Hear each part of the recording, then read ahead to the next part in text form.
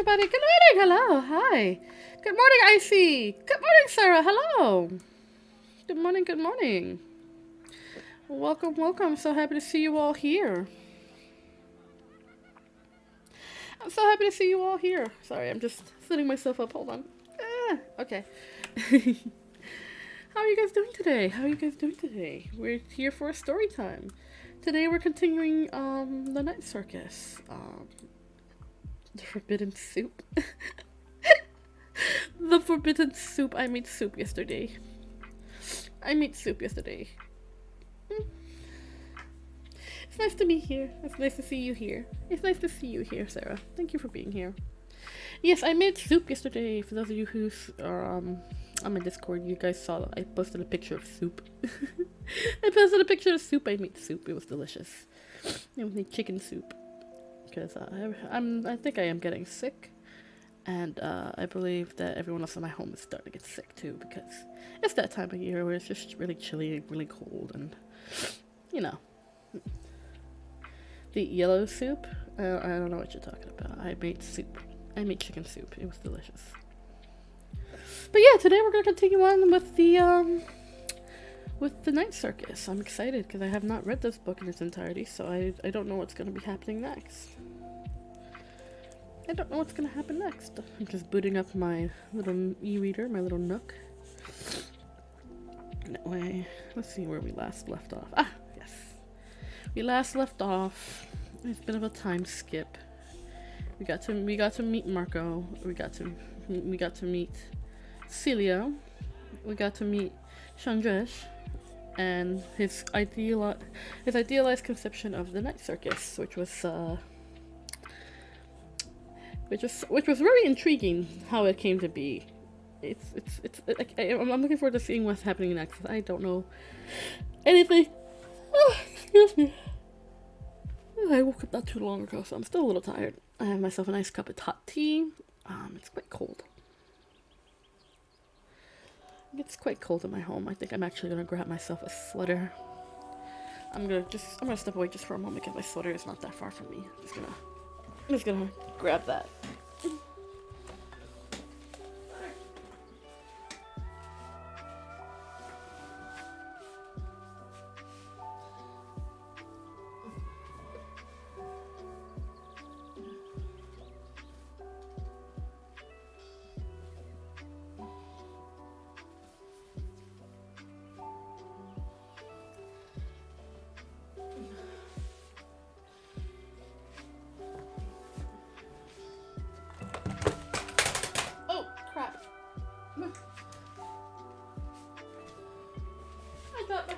Oh no. Did I break them? No. I did not. There we go. I dropped my headphones. But I have my sweater on. It's nice and warm and cozy. Okay. When I get sick, it's really bad. Like, my sickness literally says, frick you. Time to make you cough 24/7. For real, I get the worst kind of coughs when I get sick. It's the worst. It's the worst. Alright, let's see. Let's continue where we last left off. I have 4 hands? No, I only have 2. I only have 2 hands. I don't know what you're talking about. I only have 2 hands. Oh, excuse me. My goodness, I'm quite tired today. I'm tired today. I slept pretty well. So last night... Before I get started, last night I decided I'm going to clean my bathtub and then take a nice luxurious bath. That's exactly what I did. Because I do clean my shower and bathtub, but I wanted a nice deep clean so that I could just relax in the tub. And I decided to take a nice luxurious bath. It was very nice. Who's holding the book or your hand sticking out of your shirt? I'm holding the book. I don't know what you're talking about. I don't know what you're talking about, Icy. But yeah, I took a nice warm, nice hot bath. I luxuriated. I got had some lavender bath oil, some rose and eucalyptus scented bath salts, a little sachet of dried chrysanthemum flowers, that I threw in there. It was very floral, very relaxing bath. A little bit nice little aromatherapy candle. A little bit nice aromatherapy candle. The voices. Am I having a voice issue?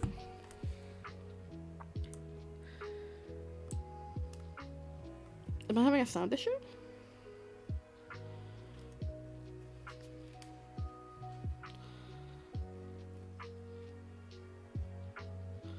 They shouldn't have a sound issue. They should only have one mic working. Oh.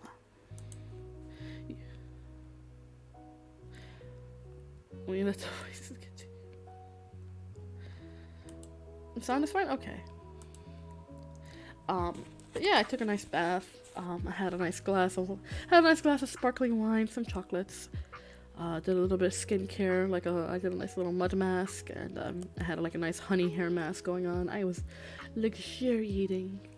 It was very relaxing. Put on some of my favorite lo-fi, just relaxed. It was nice.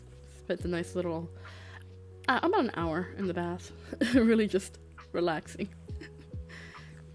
I highly recommend a nice luxurious bath, a nice scented bath whenever you want to relax, because the warm water is soothing. It's nice to have a moment to yourself. So I'm gonna end up doing that more often. It was very stress reducing. I ended up sleeping like a baby right after. I almost didn't want to wake up. Alright, let's get back into the book. Let's see. Condolences. New York, March 1885. The announcement in the paper states that Hector Bowen, better known as Prospero the Enchanter, entertainer and stage magician of great renown, died of heart failure in his home on the 15th of March. It goes on about his work and his legacy for some time. The age listed is erroneous, a detail few readers perceive. A short paragraph at the end of the obituary mentions that he is survived by a daughter of 17 years of age. A Miss Celia Bowen. You really took good care of yourself? I have to. You have to take good care of yourself every once in a while. I have been neglecting my self-care, which is why I probably get so stressed out easily, so I'm going to take better care. I'm going to take better care of myself.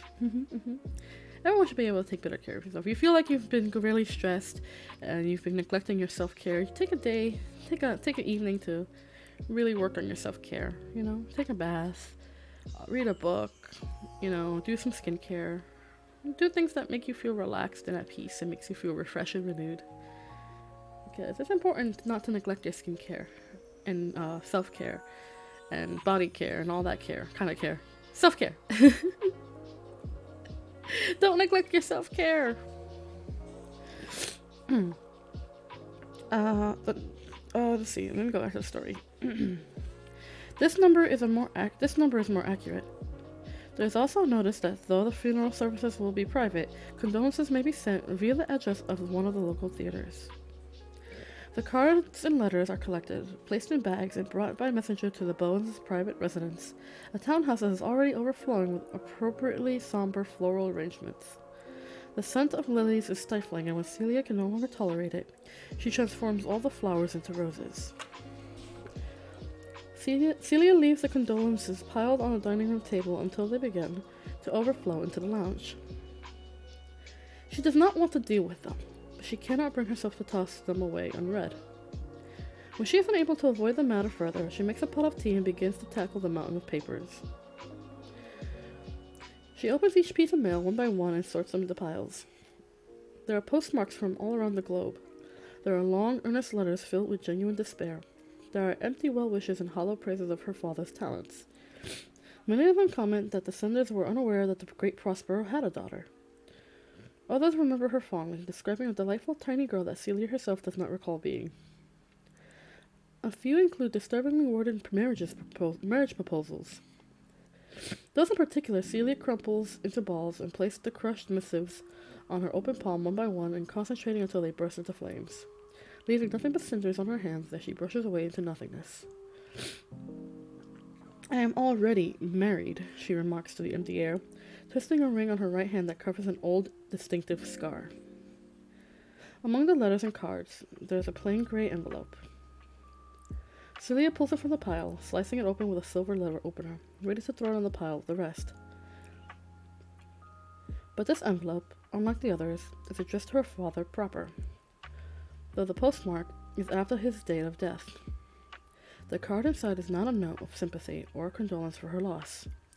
It contains no greeting, no signature. The handwritten words across the paper read, "Your move," and nothing else.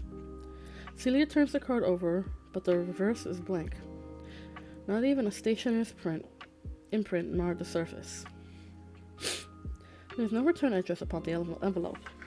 She read the 2 words on the gray paper several times.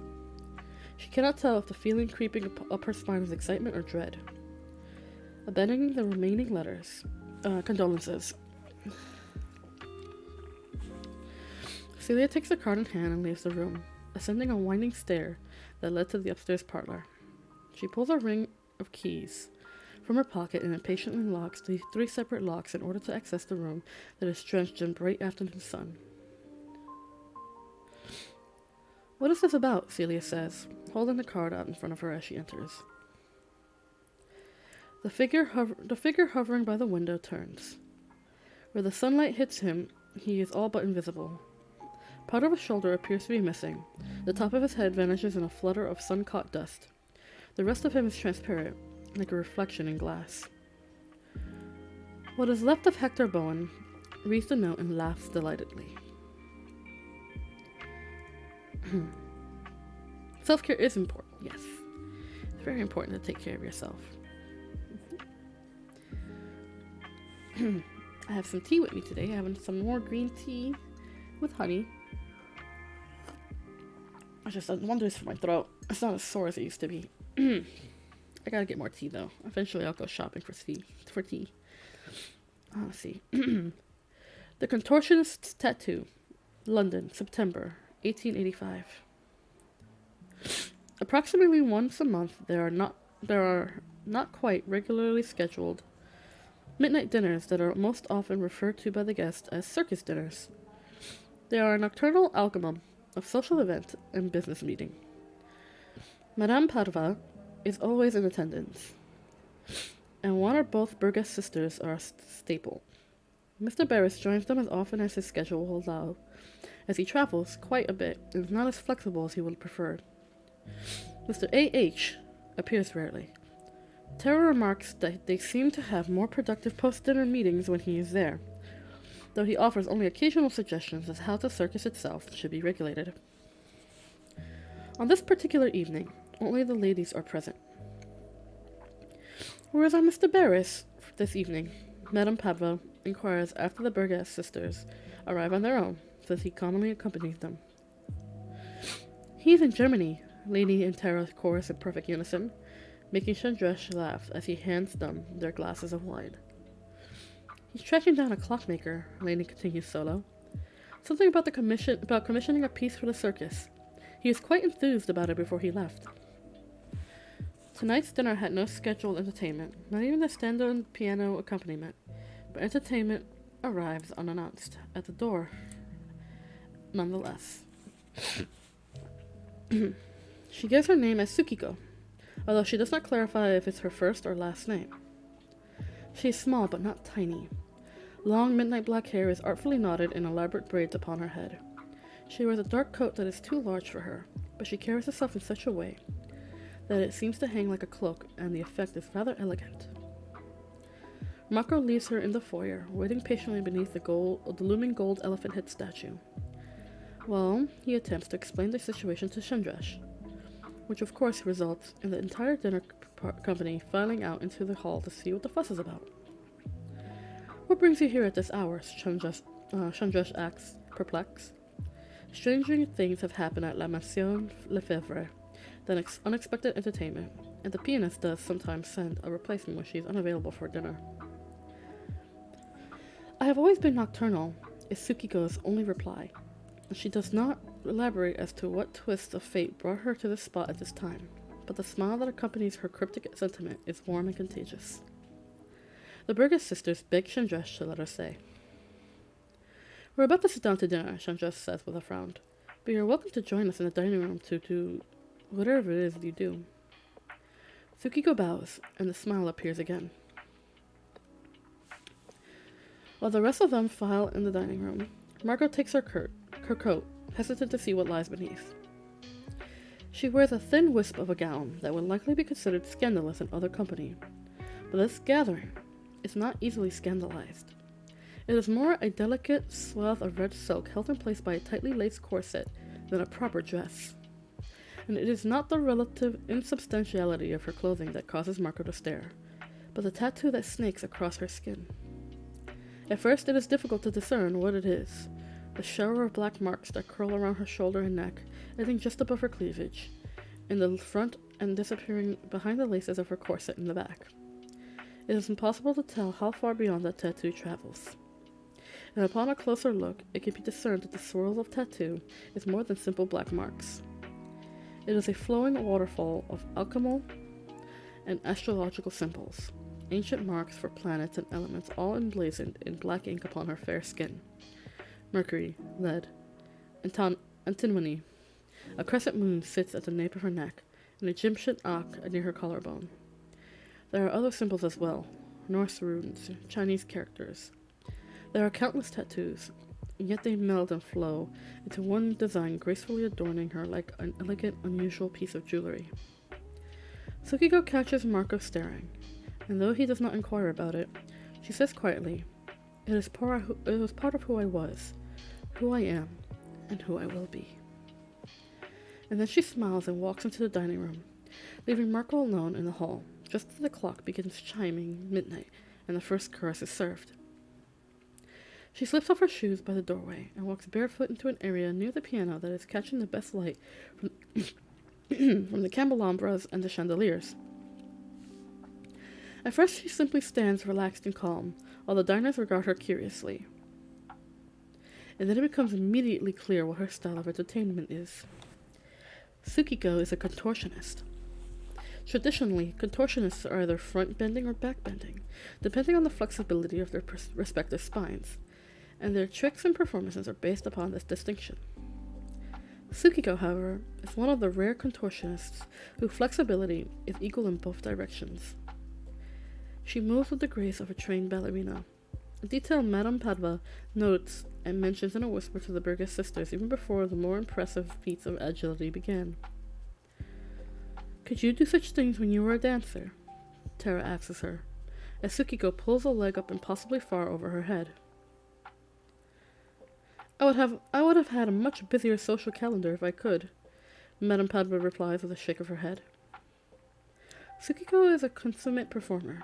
She has the perfect flourishes, holds position and pauses for the ideal amounts of time.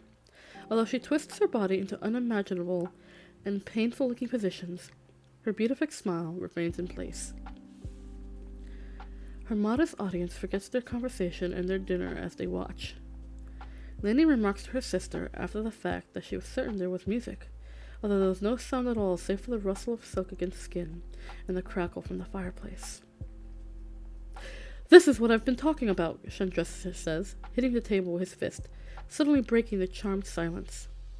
Tara nearly drops a fork that she has been holding idly in her hand, catching it before it clatters onto her plate of half-eaten vermouth-poached oysters, but Tsukiko continues her graceful motions unfazed, though her smile increases noticeably. This? Madame Padua asks. This, Chandra repeats, waving at Tsukiko. This is the precise flavor that the circus should be. Unusual yet beautiful, provocative while remaining elegant. This is Kismet, her coming here tonight. We simply have to have her. I will not accept anything less. Marco, get this lady a chair. A place is set for Tsukiko. Her smile is bemused as she joins them at the table. The conversation that follows involves more creative coercion than outright job offer, and there are several deviations that fall into the subjects of the ballet, modern fashion, and Japanese mythology.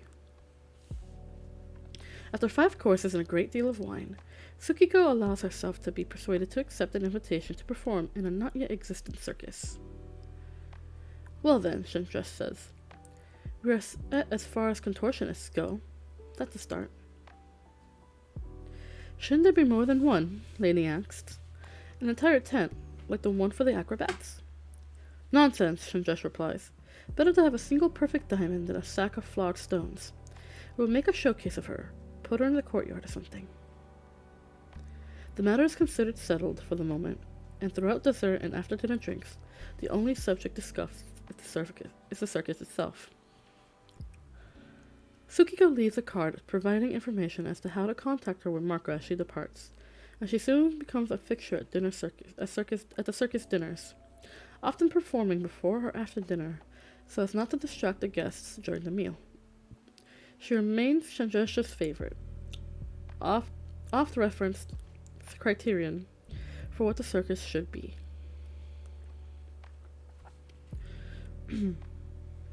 Horology. Munich, 1885.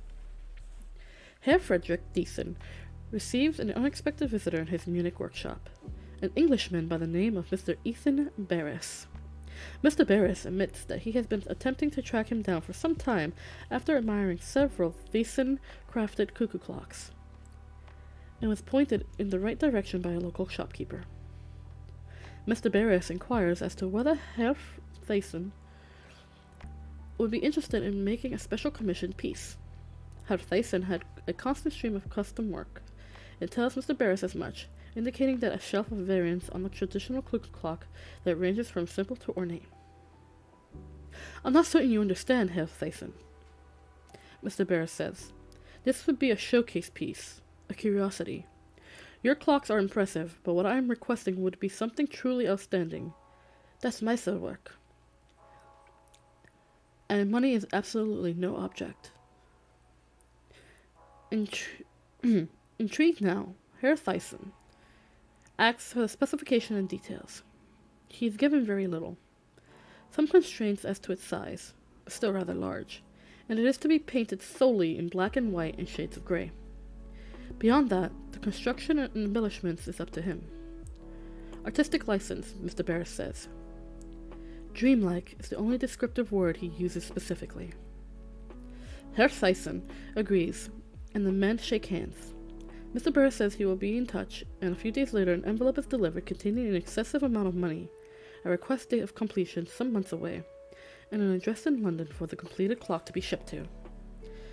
It takes the better part of those months for Herr Thiessen to complete the clock. He works on little else, though the sum of money involved makes that arrangement more than manageable.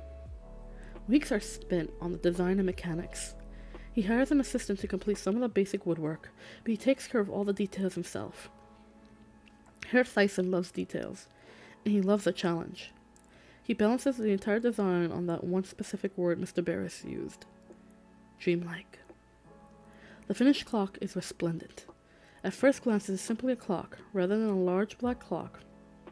A rather large black clock with a white face and a silver pendulum. Well crafted, obviously, with intricate carved woodwork edges and a perfectly painted face. But just a clock. But that is before it is wound. Before it begins to tick, the pendulum swings steadily and evenly. Then it becomes something else. The changes are slow. First the color changes in the face, shifts from white to gray, and there are clouds that float across it, disappearing when they reach the opposite side. Meanwhile, bits of the body of the clock expand and contract, like pieces of a puzzle, as though the clock is falling apart slowly and gracefully. All of this takes hours. The face of the clock becomes a darker gray, and then black, with twinkling stars where the numbers have been previous. The body of the clock, which has been methodically turning itself inside out and expanding, is now entirely subtle shades of white and gray. It is not just pieces of its figures and objects, perfectly carved, flowers and planets and tiny books with actual paper pages that turn. There is a silver dragon that curls around the part of the now visible clockwork, a tiny princess in a carved tower who paces in distress, awaiting an absent prince, teapots that pour into teacups and minuscule curls of steam that rises from them as the seconds tick. Wrapped presents open, small cats chase small dogs, an entire game of chess is played. At the center where the cuckoo bird would live is a more traditional timepiece. Is the juggler, dressed in harlequin style with a grey mask. He juggles shiny silver balls that correspond to each hour. As the clock chimes, another ball joins the rest until at midnight He juggles 12 balls in a complex pattern. After midnight, the clock begins once more to fold upon itself. The face lightens and the clouds return. The number of juggled balls decrease until the juggler himself vanishes. By noon, it is a clock again, and no longer a dream. A few weeks after it is shipped, he receives a letter from Mr. Barris offering his sincere thanks and marveling at the ingenuity of it. It is perfection, he writes. The letter is accompanied by another exorbitant amount of money, enough for Herr Thyssen to retire comfortably if he wished. He does not, and continues makes his clocks in Munich workshop. He thinks no more of it, other than a passing thought of how the clock itself might be doing, and where it might be, though he assumes incorrectly that it remains in London, particularly when he is working on a clock that reminds him of the Wunstrom clock, which is how he referred to it during the more troublesome parts of its construction, uncertain whether or not it was a dream that could be realized. He does not hear from Mr. Barris beyond that single letter.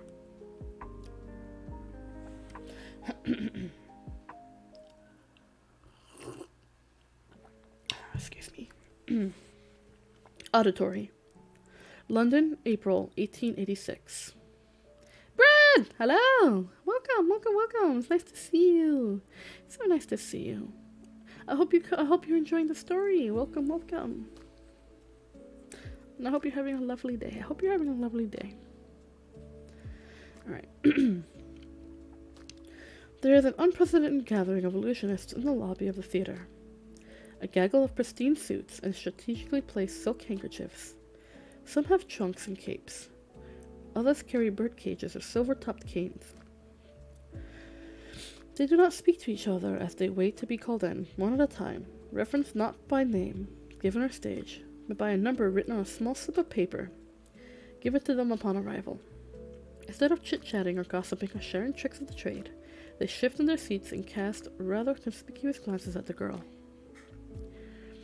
A few mistook her for an assistant when they arrived. She sits waiting in her chair with her own number slip of paper, 23. I am doing good as always. Thanks for asking. That's lovely to hear. That's lovely to hear. I'm glad you're doing well. She has no trunk or cape or birdcage or cane. She is dressed in a deep green gown with a black puff sleeve jacket buttoned over it. A pile of brown curls is pinned neatly upon her head under a tiny and feathered but otherwise unremarkable black hat. Her face maintains a semblance of girlishness, in the length of her eyelashes and the slight pout of her lips, despite the fact that she is clearly too old to be properly called a girl. But it is difficult to discern her age, and no one dares inquire.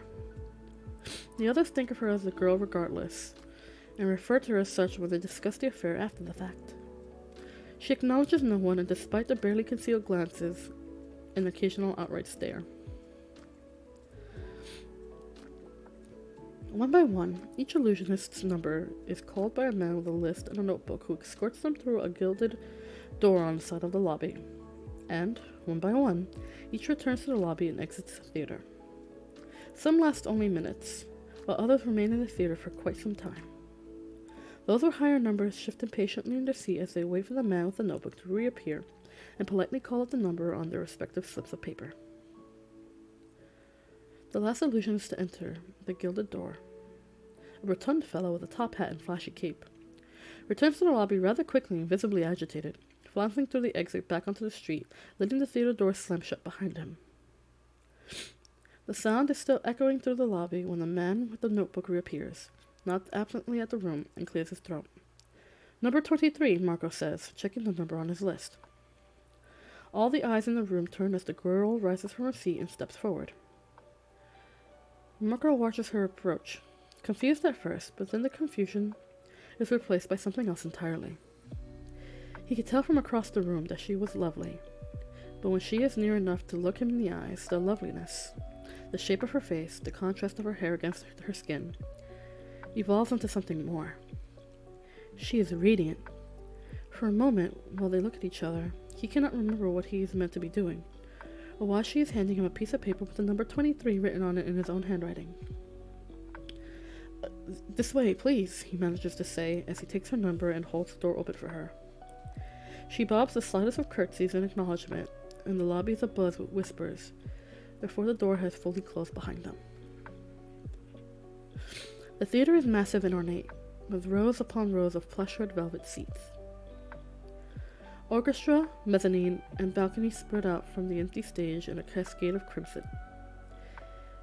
It is empty save for two people seated approximately 10 rows back from the stage. Chandrest Christophe Lefebvre sits with his feet propped up on the seat in front of him. Madame Anna Padova sits on his right, pulling a watch from a bag while she stifles a yawn. Marco emerges from the wing of the stage with the girl in the green dress trailing close behind him. He gestures for her to move to the center of the stage, unable to take his eyes from her as he announces her to the mostly empty theater. Number 23, he says, before descending a small set of stairs near the proscenium.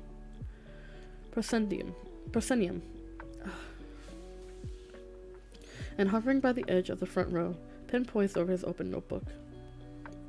Madame Padova looks up and smiles, tucking her watch back into her bag. What's this then? Chandress asks, not directing the question at anyone in particular. The girl does not respond. This is number 23, Marco repeats, checking his notes to make certain the numbers are accurate. We're auditioning illusionists, my dear girl, Chandress says rather loudly, his voice echoing through the cavernous space.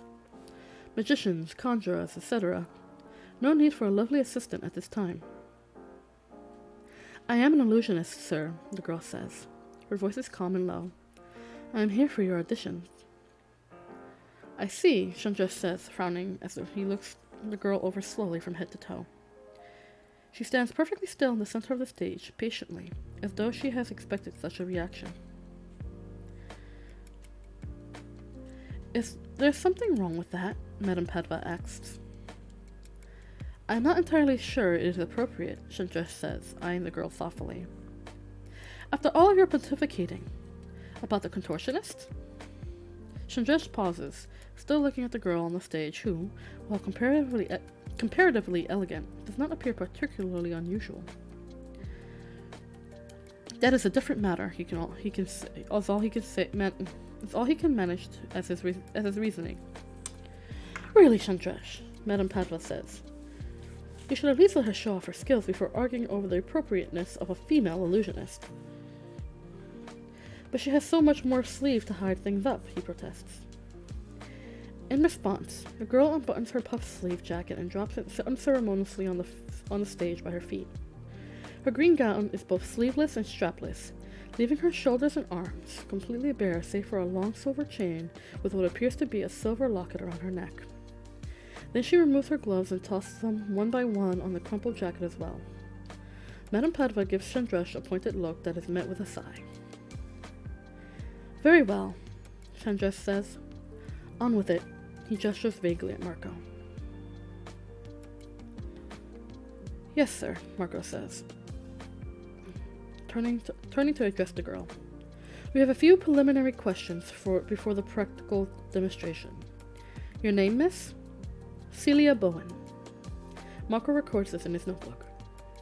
And your stage name? He asks. I don't have a stage name, Celia says. Marco notes this as well. Where have you performed professionally? I have never performed professionally before. At this, Chandress moves to interrupt, but Madame Padova stops him. Then whom have you studied? Marco asks. With my father, Hector Bowen, Celia answers. She pauses for a moment before adding, so perhaps he is better known as Prospero the Enchanter. Marco drops his pen. Prospero the Enchanter? Chandress removes his feet from the chair in front of him and leans forward, staring at Celia as though he is seeing a completely different person. Your father is Prospero the Enchanter? Was, Celia clarified. He passed last year. I'm sorry for your loss, dear, Madame Padova says. But who, pray tell, is Prospero the Enchanter? Only the greatest illusionist of his generation, Chandress says. Used to book him whenever I could get my hands on him years ago now. Absolutely brilliant. Completely mesmerized every audience. Never seen anyone to match him. Never.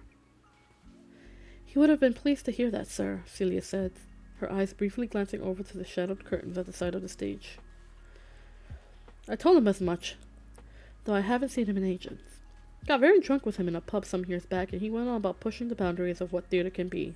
Didn't think something more extraordinary. He probably would have loved this entire endeavor.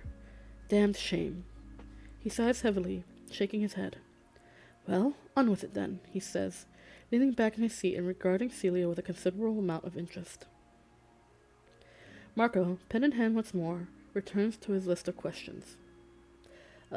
Are you capable of performing without a stage? Yes, said Celia. Can your illusions be viewed from all angles? Celia smiles. You are looking for someone who could perform in the midst of a crowd. She asks Chandresh. He nods. I see, Celia says. Then, so swiftly she appears not even to move, she picks up her jacket from the stage and flings it out over to the seats, where, instead of tumbling down, it swoops up, folding into itself. In the blink of an eye, folds of silk are glossy black feathers, large beating wings, and it is impossible to pinpoint the moment when it is fully raven and no longer cloth. The raven swoops over the red velvet seats and up onto the balcony where it flies in curious circles. Impressive, Madame Padma says. Unless she had him concealed in those gigantic sleeves, Chandresh mutters. On the stage, Celia crosses closer to Marco. May I borrow that for a moment? She asks him, indicating his notebook. He hesitates before handing it to her. Thank you, she says, returning to the center of the stage. She barely glances at the list of questions in precise handwriting before tossing the notebook straight up into the air, where it turns end over end, and then the blur of fluttering paper becomes a white dove flapping its wings and taking flight in a loop around the theater. The raven caws at it from its perch in the balcony. Ha! Chandresh exclaims, both at the dove and the expression on Marco's face. The dove swoops back down to Celia, settling gently on her outstretched hand. She strokes its wings and then releases it back into the air. It lifts up only a few feet above her head before wings her paper once again, and it topples quickly down. Celia catches it with one hand and gives it back to Marco, whose complexion is now a few shades paler. Thank you, Celia says with a smile. Marco nods absently, not meeting her eyes, and quickly retreats to his corner. Marvelous, simply marvelous, Chandresh says. This could work. This could most definitely work. He rises from his seat and moves down the aisle, stopping to pace thoughtfully in front of the orchestra pit by the footlights. There's the matter of costuming her, Madame Padma calls towards him from her seat. Let me get a drink. My throat's getting dry. I had only considered formal suits. A similar sort of gown might do just as well, I suppose. What manner of costume do you require? Celia asks. We have a color scheme to work with, my dear. A little sippy? Yes, I am having a little sippy sip. Hi, Wasabi. So nice to see you. It's so nice to see you. We have a color scheme to work with, dear, Madame Padma says. Or lack thereof, rather. Nothing but black and white. Though I knew a full black gown might be a bit too funeral. I see, said Celia. Madame Padma stands and moves down the aisle to where Chandresh is pacing. She whispers something in his ear, and he turns to consult with her, taking his eyes off Celia for a moment. No one is watching her except Marco as she stands perfectly still on the stage, waiting patiently. And then, very slowly, her gown begins to change. Starting at the neckline and seeping down like ink, the green silk is turning into a murky midnight black. Marco gasps. Chandresh and Madame Padma turns at the sound just in time to witness the creeping black fade into snowy bright white at the bottom of the skirt, until all evidence that the ground was ever green is gone. Well, that makes my job much easier, Madame Padma says, though she cannot conceal the delight in her eyes. Although I think perhaps your hair is too light a shade. Celia shakes her head and her brown curls deepen to a hue to a near black, as glossy and ebony as the wings of her raven. Marvelous, Chandresh says, almost to himself. Celia simply smiles. Chandresh leaps up on the stage, taking the small flight of stairs in only 2 steps. He inspects Celia's gown from every angle. May I? He asks before carefully touching the fabric of her skirt. Celia nods. The silk is undeniably black and white, the transition between the two a soft fade of gray, distinct fibers visible in the weave. What happened to your father, if you don't mind my prying? Shanjesh asks, his attention still on her gown. I do not mind, Celia says.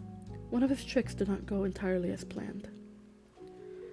That's a damn shame, he says, stepping back. Miss Bowen, might you be interested in a somewhat unique employment of opportunity? He snaps his finger and Marco approaches with his notebook, halting a few pieces away from Celia, his stare moving from her gown to her hair and back, spending a considerable amount of time in between. Before she can respond, a call echoes through the theater from her raven still perched on the balcony, watching the scene in front of him curiously, Celia says. She lifts her hand in a delicate gesture at the raven. In response, it caws again and spread its large wings, taking flight and swooping towards the stage, gaining speed as it approaches. Descending quickly, it dives, flying directly at Celia and not wavering or slowing as it reaches the stage, but approaching at full speed. She jumps back with a start, almost falling over Marco as the raven crashes into Celia in a flurry of feathers. And then it is gone. Not a single feather remains, and Celia is once again wearing a puff-sleeved black jacket, already buttoned over her black and white gown. In the front of the orchestra, Madame Padva claps. Celia bows, taking the opportunity to retrieve her gloves off the floor. She's perfect, Shanjesh remarks, pulling a cigar from his pocket. Absolutely perfect.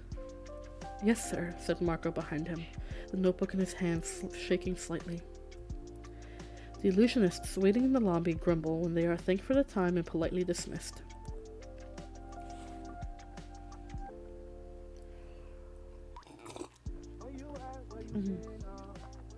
Hello, Wasabi. I'm glad you're here, friend. How are you doing? I hope you slept well last night. Sorry for keeping you up last night in the Discord. But, I was really happy to see you. I'm glad you were able to make it. Let's see. Stratagem, London, April, 1886. She's too good to keep out in the crowd, Shanjesh says. She simply must have her own tent. We'll put the seat in the ring or something. Keep the audience right in the middle of the action. Hello again. My sleep was certainly a sleep of some kind. I hope it was a good sleep. I hope it was a good kind of sleep. It's all good. I'm still sorry. I kept you up so late. But I'm glad you were able to make it, and I hope you slept well.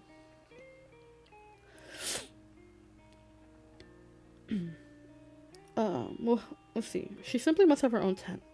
We'll put the seat in a ring or something. Keep the audience right in the middle of the action. Yes, sir, Marco says, fiddling with his notebook, running his fingers over the pages that had been wings only minutes before. Whatever is the matter with you? Shanjesh asks. You're white as a sheet. His voice echoes through the empty theater as they stand alone on the stage, Madame Padma having whisked Miss Bowen off, peppering her with questions about the gowns and hairstyles. I would have stayed up late anyway doing something else. That's fair. Madame Padma having whisked Miss Bowen off, peppering her with questions about gowns and hairstyles. I'm fine, sir, Marco says. You look awful, Shanjesh says, puffing on his cigar. Go home. Marco looks up at him, surprised. Sir, there's paperwork that needs to be done, he protests. Do it tomorrow. Plenty of time for such things. Tanta Padva and I will take Miss Bowen back to the house for tea and we can sort out the particulars and paperwork later. Get some rest or have yourself a drink or whatever it is you do. Shanjesh waves the hand at him absently, the smoke from his cigar trailing in bobbing waves. If you insist, sir. I do insist, and get rid of the rest of those fellows in the lobby. No need to see a bunch of suits with capes when we've already found something far more interesting. Quite attractive, too, I should think, if one's predilections run in that direction. Indeed, sir, Marco says, a blush creeping into his parlor. Until tomorrow, then. He nods his head into something almost like a bow before turning gracefully on his heel and heading out to the lobby. Didn't take you for the easily spooked type, Marco, Shinjush calls after him, but Marco does not turn. Marco politely dismisses the illusionists in the lobby, explaining that the position has been filled and thanking them for their time. None of them notice that his hands are shaking, or that he's clutching the pen in his hand so tightly that his knuckles are white. Nor do they notice that when it snaps in two within his fist, black ink seeps down his wrist. After the illusionists have departed, Marco gathers his things, wiping his ink-covered hand on his black coat. He puts on his bowler hat before he exits the theater. With every step, he grows more visibly distressed. People move out of his way on the crowded pavement. When he reaches his flat, Marco drops his bag to the floor, leaning against the door with a heavy sigh. "What's wrong?" Isabel asks from a chair next to the empty fireplace. She conceals the length of hair that she's been braiding in her pocket, scowling as she knows she will have to rebraid the entire piece because her concentration was broken. It is the part she still has the most difficulty with, the concentration and focus. For now she abandons it and watches Marco as he crosses the room to reach the bookcase lining the wall. "I know who my opponent is," Marco says, pulling armfuls of books down from their shelves and spreading them out haphazardly over the table, leaving several in messy piles on the floor. Those remaining on the shelves collapse, a few volumes falling, but Marco does not seem to notice. Is it the Japanese woman you were so curious about?" Isabel asks, watching as Marco's impeccable filing system falls up into chaos. The flat has always been kept in perfect order, and she finds the sudden upheaval disquieting. "No," Marco says as he flips through the pages. "It's Prospero's daughter." Isabel picks up a potted violet that had toppled in the wake of the falling books and places it back upon its shelf. "Prospero?" she asks. "The magician, the one you saw in Paris?" Marco nods. "I didn't know he had a daughter," she says. "I was unaware of the fact myself," Marco says, discarding one book and picking up another. Shinjush just hired her to be the illusionist for the circus. "Really?" Isabel asks. Marco does not respond. "So she'll be doing what you said he did, actual magic disguised as stage illusions. Did she do that at the audition?" "Yes, she did," Marco says without looking from his books. "She must be very good." "She's too good," Marco says, pulling another shelf worth of books from their resting place and moving them to the table, the violet and innocent victim once more. "This could be extremely problematic," he says, almost to himself. A pile of notebooks slips from the table to the floor in a flurry of fluttering pages and sounds like the wings of birds. Isabel retrieves the violet again, placing it across the room. "Does she know who you are?" she asks. "I do not believe so," Marco says. "Does it mean the circus is part of the challenge?" Isabel asks. Marco stops flipping through pages and looks up at her. "It must," he says before returning his attention to the book. "That's likely why I was set to work for Shinjush, so I would already be involved. The circus is the venue." "Is that good?" Isabel asks, but Marco does not answer, lost in the flow of paper and ink again. With one hand, he fidgets with the cloth of the other sleeve. A spattering of black ink stains the white cuff. "She changed the fabric," he muttered to himself. "How did she change the fabric?" Isabel moves a pile of abandoned books to the desk, where her Marseille's deck of rests. She looks up at Marco, who is now deeply engrossed in a particular volume. She quietly spreads the card out in a long line across the desk. Keeping her eyes on Marco, she draws a single card. She flips it over on the desk and looks down to see what her card has to say about the matter. A man stands between two women, a cherub with a bow and an arrow hovering over their heads. L'amoureux, the lovers. "Is she pretty?" Isabel asks. Marco does not answer. She pulls another card from the line, and it lays atop the first. "Le Monsieur Dieu." She frowns at the picture of the crumbling tower and the falling figure. She returns both cards to the deck, pushing it back in an orderly stack. "Is she stronger than you?" Isabel asks. Again, Marco fails to answer, flipping through the pages of a notebook. For years, he had felt reasonably well prepared. Practicing with Isabel had proved an advantage, enabling him to improve aspects of his illusions to the point where even With her familiarity, she cannot always discern what is real. But faced with his opponent, his feelings about the challenge have suddenly changed, replaced by nerves and confusion. He had half expected he would simply know what to do when the time came. And he had entertained the thought that the time may never come, that the promise of the game was something to motivate his studies and nothing more. So the competition will be when the circus opens, then? Isabel asks him. He almost forgot she was there. I suppose that would be logical, Markle says. I don't understand how we are meant to compete when the circus is going to travel, and I must remain in London. I shall have to do everything remotely. I could go, Isabel says. What? Marco asks, looking up at her again. You said the circus still needs a fortune teller, didn't you? I could read my cards. I haven't read for anyone but myself, but I'm getting better at it. I could write you letters when the circus is away. It would give me some place to go, if you're not supposed to have me here while you play your game. I'm not sure that's a good idea, Marco says, though he cannot articulate why. He had never considered the possibility of involving Isabel in his life outside of the bounds of the flat. He had been keeping her separate from Chandresh and the circus, both to have something of his own and because it seemed appropriate, especially given his instructor's vague advice about the matter. Please, Isabel says, this way I can help you. Marco hesitates, glancing down at his books. His thoughts remain preoccupied with the image of the girl from the theater.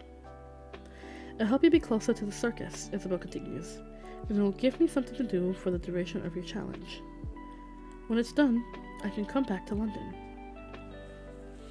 I'm not even certain how the challenge is going to work, Marco says. But you're certain that I can't stay here during it, she asks. Marco sighs. They have discussed it before, not in any great detail, but enough to establish that when the game began, she would have to leave. I'm already so busy working for Chandresh, and I need to focus on the competition without distraction, he says, using his instructor's choice of word, for an order disguised as a suggestion. He is not certain which options bother him more, involving Isabel in the game, or relinquishing the one relationship in his life that has not been dictated for him. This way I wouldn't be a distraction. I'd be helping, Isabel says. And if you're not supposed to have help, well, I'd only be writing you letters. What's wrong with that? It seems like a perfect solution to me. I could arrange for you to meet with Chandresh, Marco suggests. You can convince him to hire me, couldn't you? Isabel asks. If he needs convincing? Marco nods, still not entirely certain about the idea, but almost desperate for some kind of strategy. A tactic to use in dealing with his newly revealed opponent. He turns her name over and over in his mind. What is Prospero's daughter's name? Isabel asks, as though she can tell what he is thinking. Bowen, Marco says. Her name is Celia Bowen. It's a pretty name, Isabel says. Is something wrong with your hand? Marco looks down, surprised to find that he's been holding his right hand in his left, unconsciously stroking the empty space where a ring was once burned into his skin. No, he says, picking up a notebook to occupy his hands. It's nothing. Isabel seems satisfied with the response, lifting a pile of fallen books from the floor and stacking them on the desk. Marco is relieved that she does not have the skill to pull the memory of the ring from his mind. Fire and light.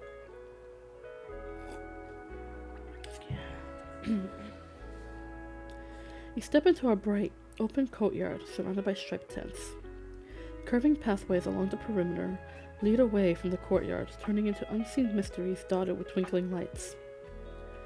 There are vendors traversing the crowd around you, selling refreshments and oddities, creations flavored with vanilla and honey, chocolate and cinnamon.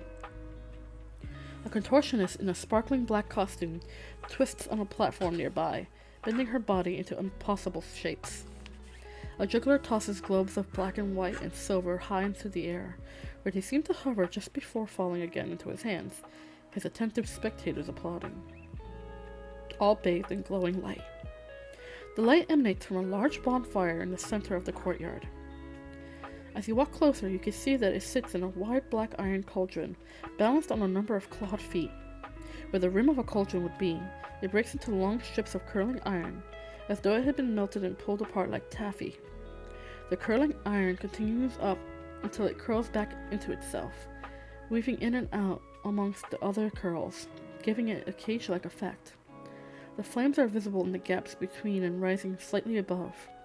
They are obscured only at the bottom, so it's impossible to tell what is burning, if it's wood or coal or something else entirely.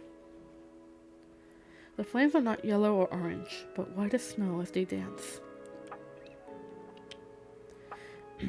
Hidden Things. Concord, Massachusetts, October 1902. The arguments over Bailey's future began early and occurred frequently, though at this point they often devolved into repetitive phrases and tense silences. He blames Caroline for starting it, even though the raising of the issue was the fault of his maternal grandmother. Bailey is much more fond of his grandmother than of his sister, so he leaves the blame squarely on Caroline. Had she not given in, he would not have to fight as hard. It was one of their grandmother's requests disguised as a suggestion, one which seemed innocuous enough that Caroline attend Radcliffe College.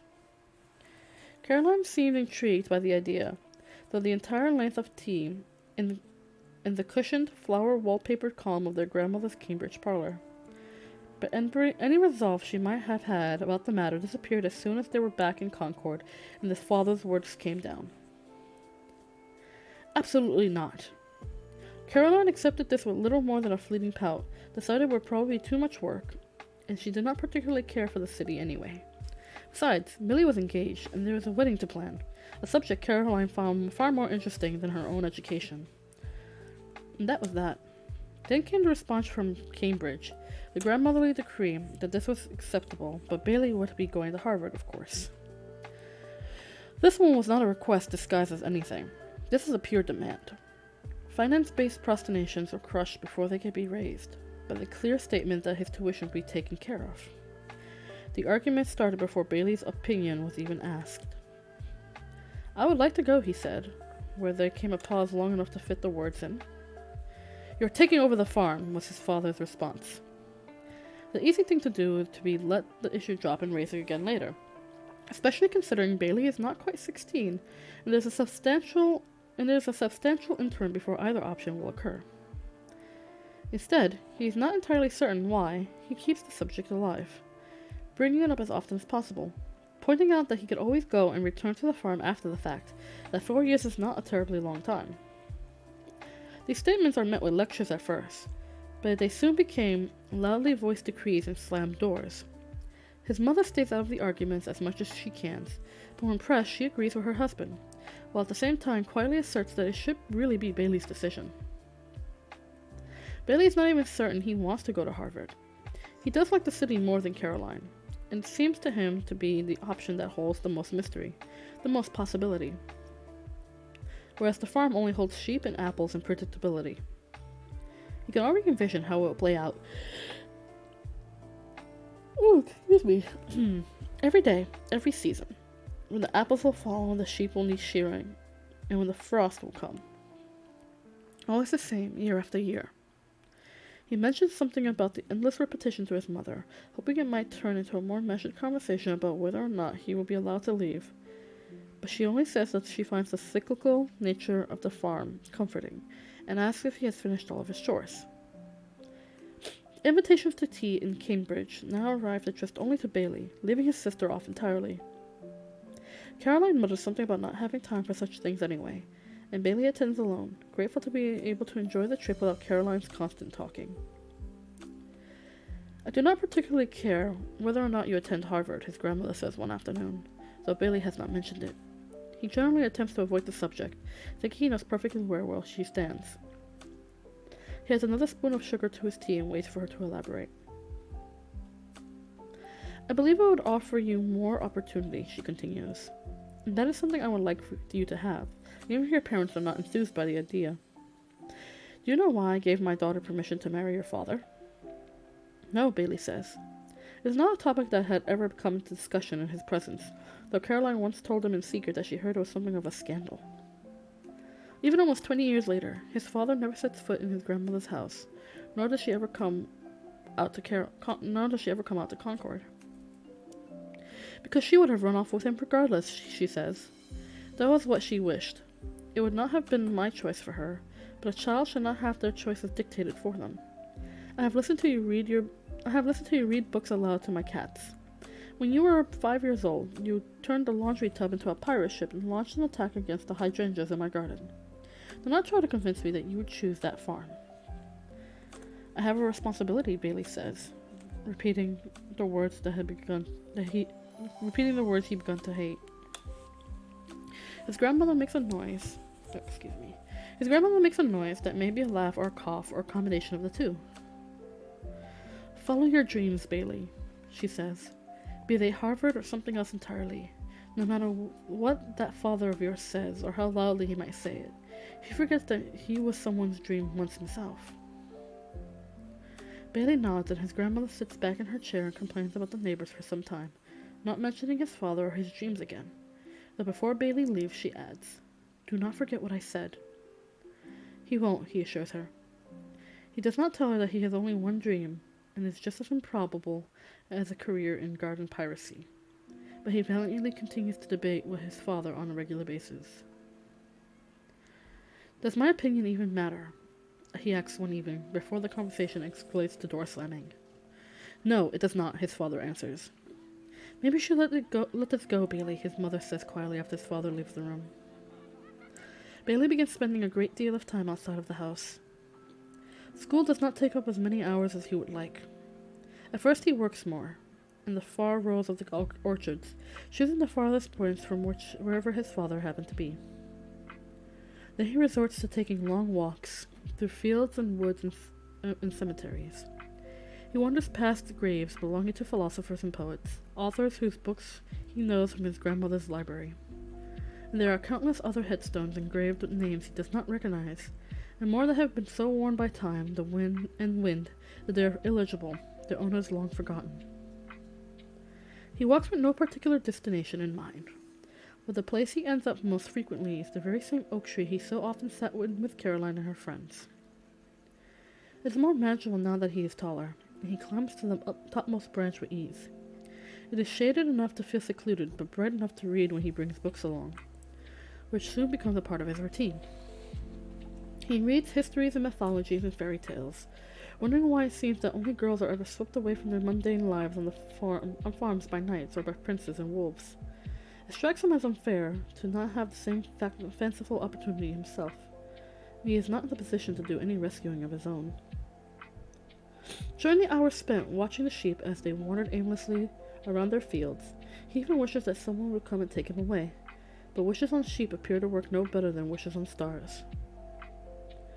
He tells himself that it is not a bad life. There is nothing wrong with being a farmer. But still, the discontent remains. Even the ground beneath his feet feels unsatisfying to his boots. So he continues to escape to his tree. To make the tree his own, he even goes so far as to move the old wooden box in which he keeps most of his valued possessions from its standard hiding spot beneath a loose floorboard under his bed to a nook in the oak tree, a substantial indentation that is not quite a hole, but secure enough to serve the purpose. The box is fairly small, with tarnished brass hinges and clasps.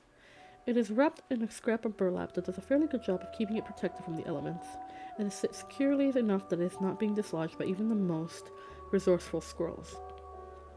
Its contents includes a chipped arrowhead he found in a field when he was 5, a stone with a hole straight through it that is supposedly lucky, a black feather, a shiny rock that his mother said comes from some sort of quartz, a coin that was his first never-spent pocket money, the brown leather collar that belonged to the family dog who died when Bailey was 9, a solitary white glove that has gone rather gray from a combination of age and being kept in a small box with rocks, and several yellow and folded pages filled with handwritten texts. After the circus departed, he wrote down every detail he could remember about it so it would not fade from his memory. The chocolate-covered popcorn, the tent full of people on raised circular platforms, performing tricks with a bright white fire, the magical transforming clock that sat across from the ticket booth, doing so much more than simply telling the time. While he catalogued each element of the circus in shaking handwriting, he could not manage to record his encounter with the red-headed girl. He never told anyone about her. He looked for her at the circus during his first two subsequent visits during proper nighttime hours, but he had not been able to find her.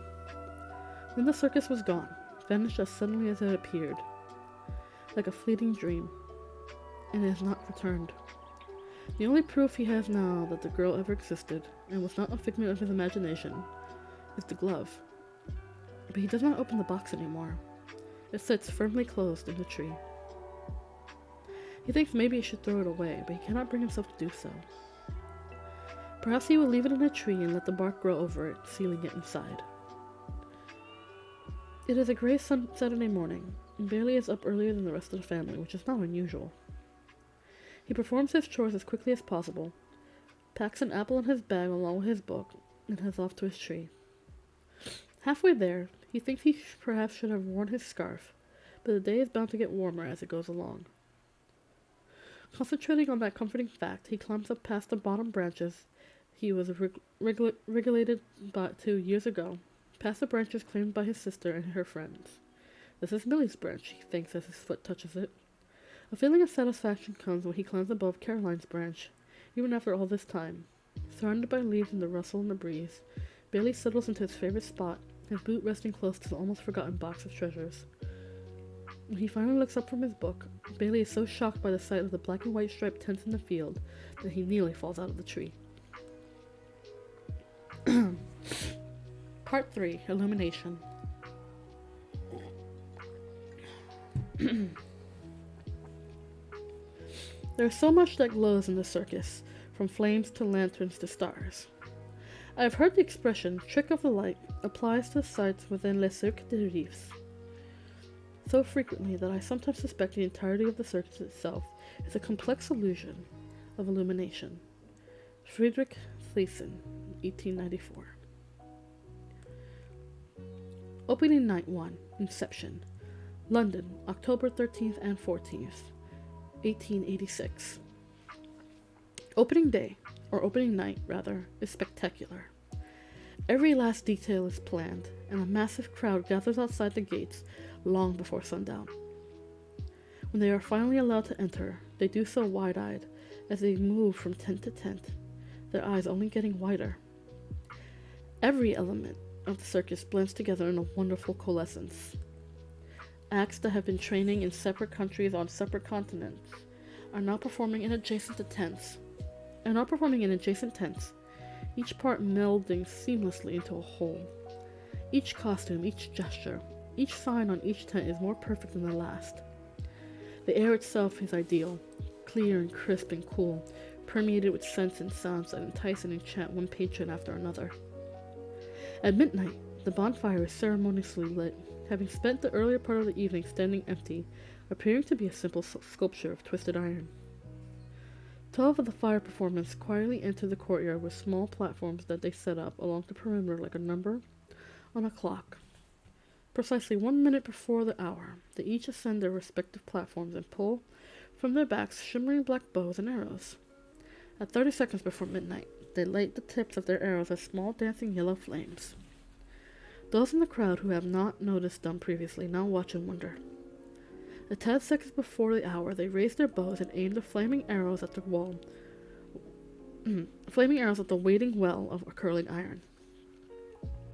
As the clock begins to chime near the gates, the first archer lets his arrow fly, soaring over the crowd and hitting its mark in a shower of sparks. The bonfire ignites into a eruption of yellow flame. Then the second chime follows. The second archer sends the arrow into yellow flames, and they become a clear sky blue. A third chime with a third arrow, and the flames are a warm, bright pink.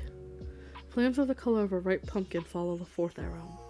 A fifth, and the flames are scarlet red. A sixth bring a deeper, sparkling crimson. 7, and the fire is soaked in a color like the incandescent wine. 8, and the flames are shimmering violet.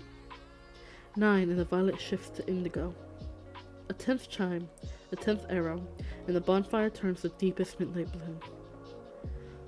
On the penultimate chime, the dancing flame charges from blue to black, and for that moment it is difficult to discern the fire from its cauldron.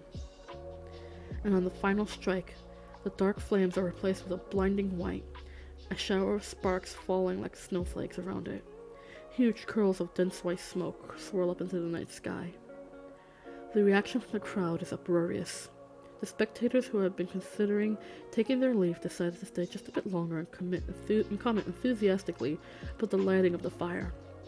Those who do not witness it themselves hardly believe the story is told minutes or hours later.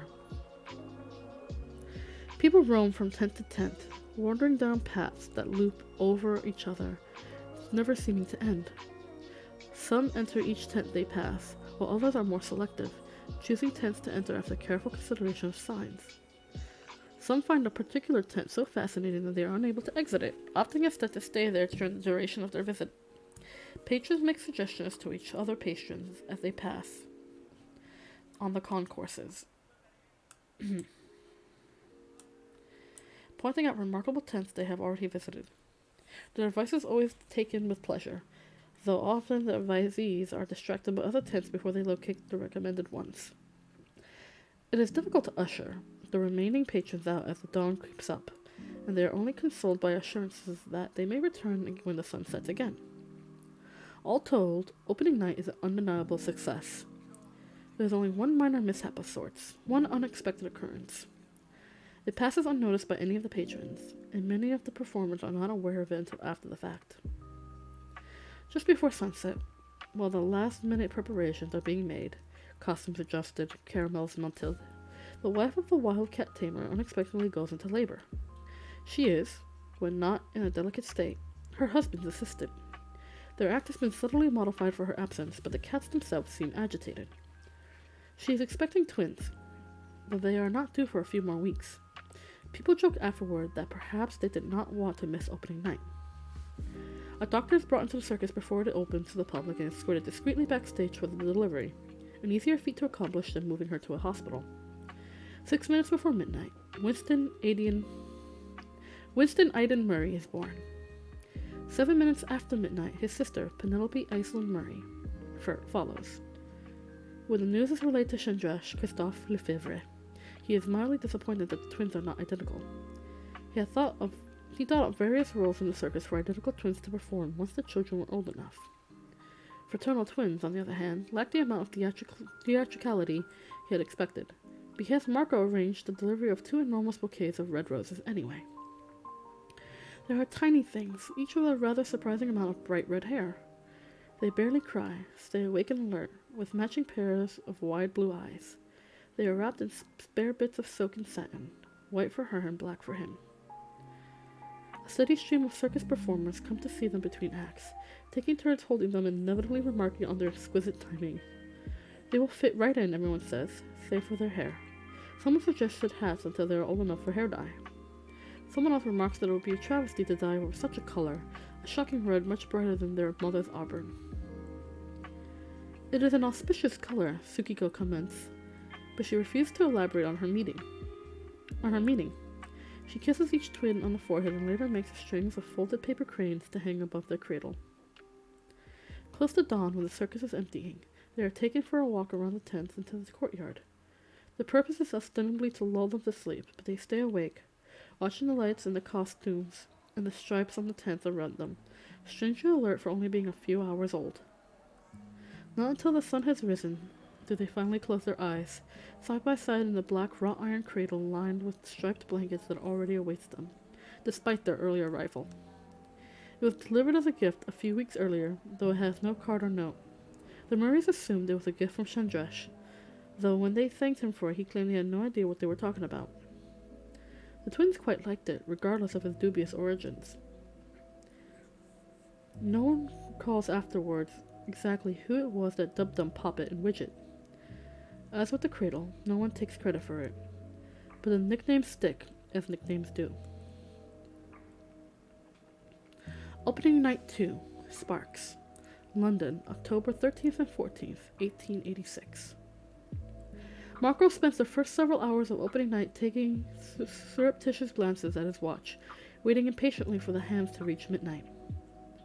The unexpected early arrival of the Murray twins has complicated his schedule already, but if the lighting of the bonfire proceeds as planned, that should be enough. It is the best solution he can come up with, knowing that in a few weeks the circus will be hundreds of miles away, leaving him alone in London. And while Isabel may prove helpful, he needs a stronger tie. Ever since he discovered the venue for the challenge, he has been slowly taking on more responsibility for the circus, doing all that Chandresh asks of him and more, to the point where he has given free rein with everything from approving the design of the gates to ordering the canvas for the tents. Excuse me. It worries him. The scope of the binding. He has never attempted anything on this scale, but there seems no good reason not to start off the game as strongly as possible. The bonfire will provide him with a connection to the circus, even though he is not entirely certain how well it will work. With so many people involved, it seems sensible to add an element of safety to the venue. It has taken months of preparation. Chandresh was more than willing to let him organize the lighting, having already deemed him invaluable to the circus planning with only a mild coercion. A wave of a hand and the details are all up to him. And most important, Chandresh agreed to let it be a secret. The lighting itself took on the air of a midnight dinner, with no questions permitted as to the ingredients or menu. No answers provided as to what the arrows are tipped with to create such an astounding effect, how the flames are made to shift from one vibrant hue to another. Those who did inquire, during preparations and rehearsal, were told that to reveal the method would ruin the effect. So of course, Marco has been unable to rehearse the most important part. It is easy enough for him to slip away from Chandresh in the crowded courtyard just before midnight. He makes his way towards his twisted iron, moving as close as he can to the empty cauldron. He takes a large, leather-bound notebook from his coat, a perfect copy of the one that has been safely locked in his office. No one in the milling crowd notices he tosses it to the bottom of the cauldron. It lands with a thud that is muffled by the ambient noise. The cover flips open, exposing the elaborate ink tree into the star-speckled night sky. He stays close to the edge of the twisted metal while the archers take their place. His attention remains focused on the flames, despite the press of patrons around him, as the fire is amplified through the rainbow of hues. When the last arrow lands, he closes his eyes. The white flames burn red through his eyelids. Celia expected to feel like a poor imitation of her father during her first performances, but to her relief, the experience is vastly different from the one she watched so many times in theaters after theater. The space is small and intimate.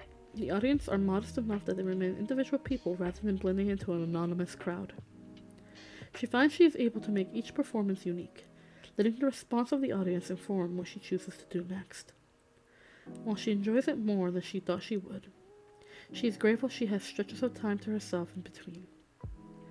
As it nears midnight, she decides to see if she can find a place to discreetly watch the lighting of the bonfire. But as she makes her way to the area that is already being referred to as the backstage, despite the lack of stage, she is quickly swept up in the somewhat ordered chaos surrounding the impending birth of the Murray twins. Several of the performers and staff had gathered, waiting anxiously.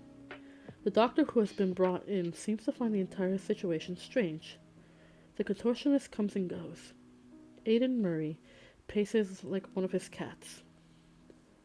Celia endeavors to be as helpful as she can, which consists mainly of fetching cups of tea and finding new and creative ways to assure people that everything will be fine. It reminds her so much of consoling her old spiritualist clients that she is surprised when she is thanked by name. The soft cry that sounds minutes before midnight comes as a relief, met by sighs and cheers. And then something immediately follows. Celia feels it before she hears it, the applause echoing from the courtyard, the shift that suddenly spreads through the circus like a wave. It courses through her body, sending an involuntary shiver down her spine, almost knocking her off her feet. "Are you all right?"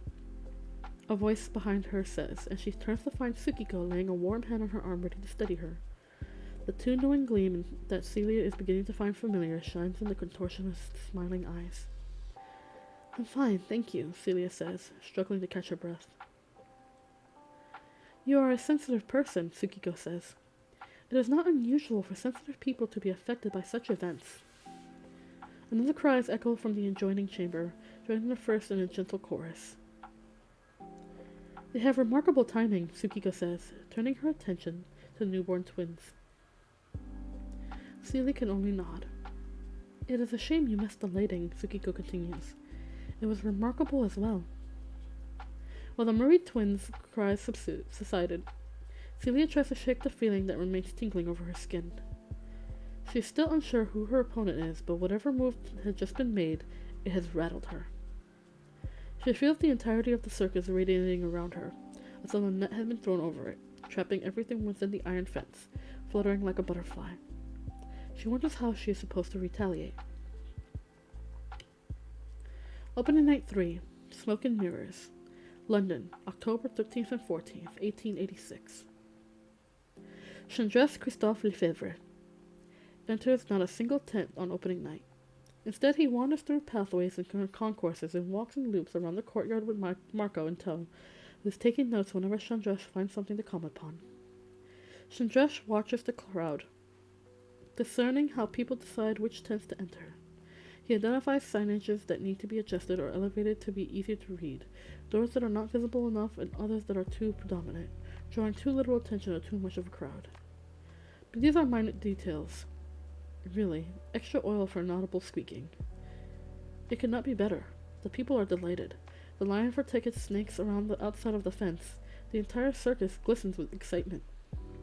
A few minutes before midnight, Chandres positions himself by the edge of the courtyard for the lighting of the bonfire.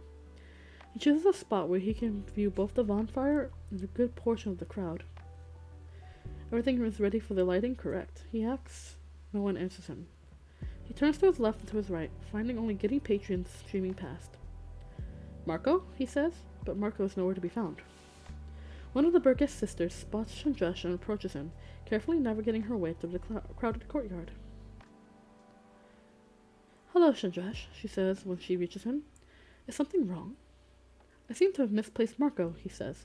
Strange, but nothing to worry about, Lainey dear. Tara, she corrects. You look alike, Chandres says, puffing on his cigar. It's confusing. You should stay together as a set to avoid such faux pas. Really, Chandres, we're not even twins. Which one of you is older, then? That's a secret, Tara says, smiling. May we declare the evening a success yet? So far it is satisfactory, but the night is relatively young, my dear. How is Mrs. Murray? She's doing fine, I believe, though it's been an hour or so since I heard any news. It will make for a memorable birthday for the twins, I should think. They might be useful, if they're indistinguishable as you and your sister. You could put them in matching costumes. Tara laughs. You might wait until they can walk, at least. Around the unlit cauldron that will hold the bonfire, 12 archers are taking their positions. Tara and Chandres halt their conversations to watch. Tara observes the archers while Chandres watches the crowd as their attention is drawn to the display.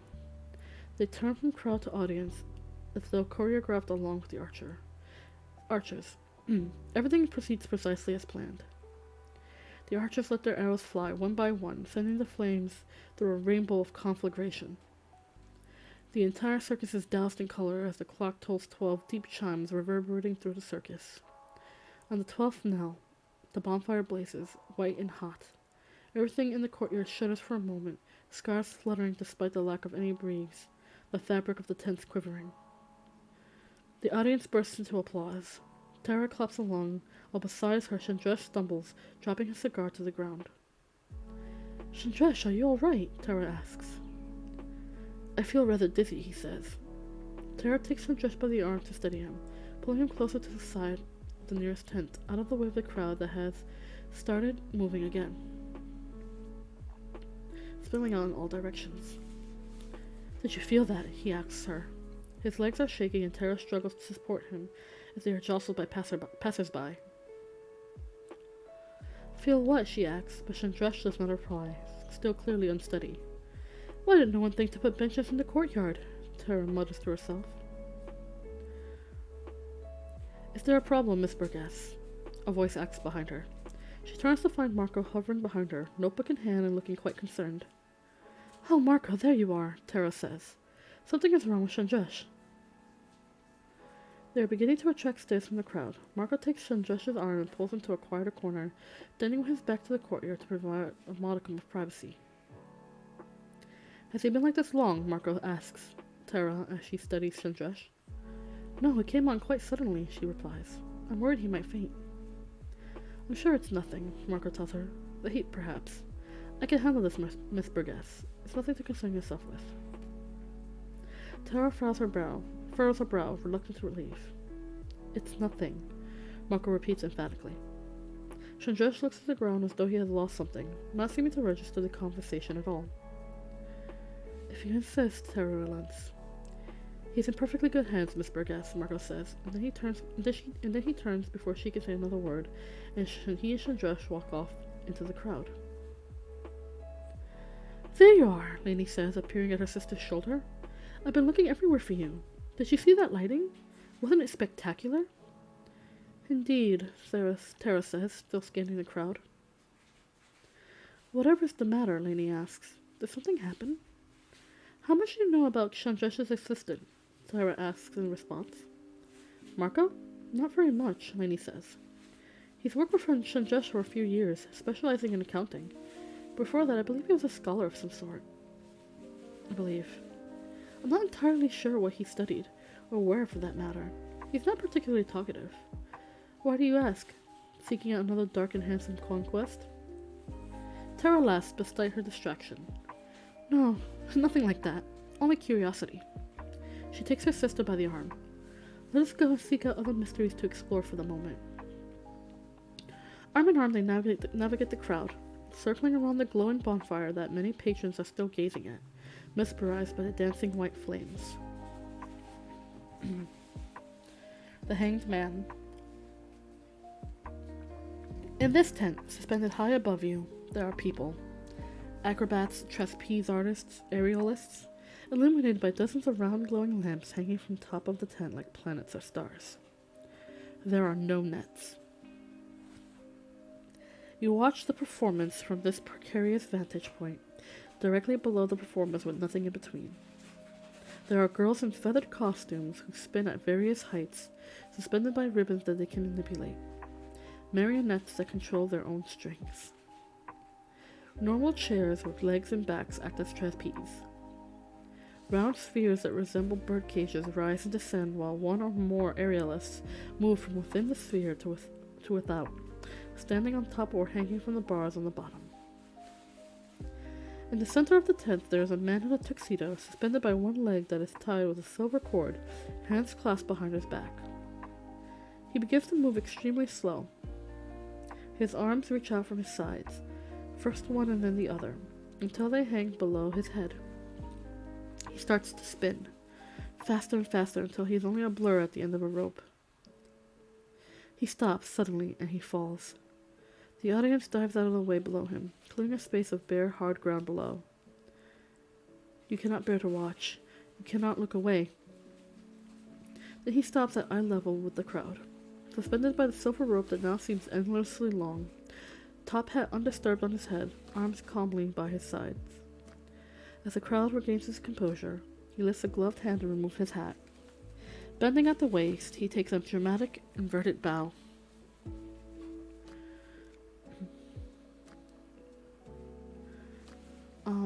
Oneiromancy, Concord, Massachusetts, October, 1902.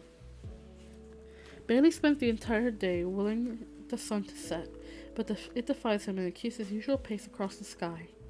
A pace that Bailey has never really thought about before, but today finds excruciatingly slow. He almost wishes it were a school day so he would have something to help pass the hours. He wonders if he should take a nap, but he's far too excited about the sudden appearance of the circus to possibly sleep.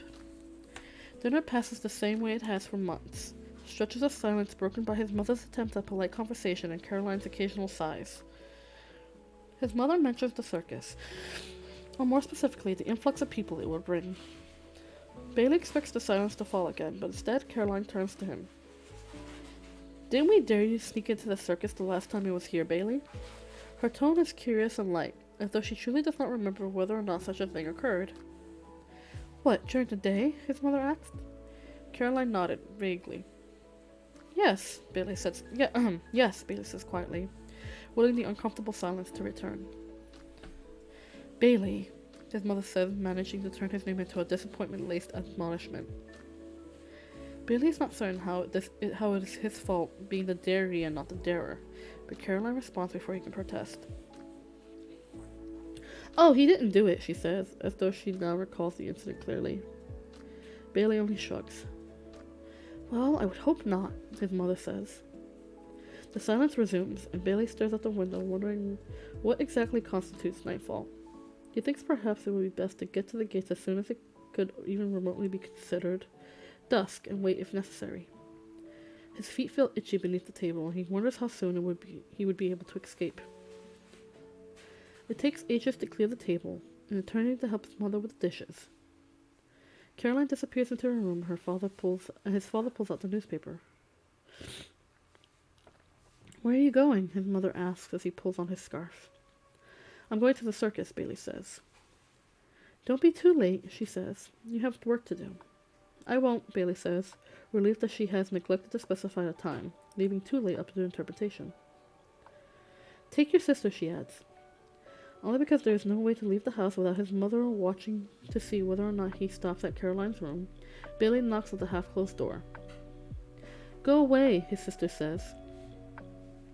I'm going to the circus if you care to join me, Bailey says, his voice dull. He already knows what her answer will be. No, she says, as predictable as the dinner-time silence. How childish, she adds, shooting him a disdainful glare. Bailey leaves without another word, letting the wind slam the front door behind him. The sun is just beginning to set, and there are more people out than usual at this time of day, all walking in the same direction. As he walks, his excitement begins to wane. Perhaps it is childish. Perhaps it will not be the same. When he reaches the field, there is already a crowd gathered, and he is relieved that there are plenty of patrons his own age or much older, and only a few have children with them.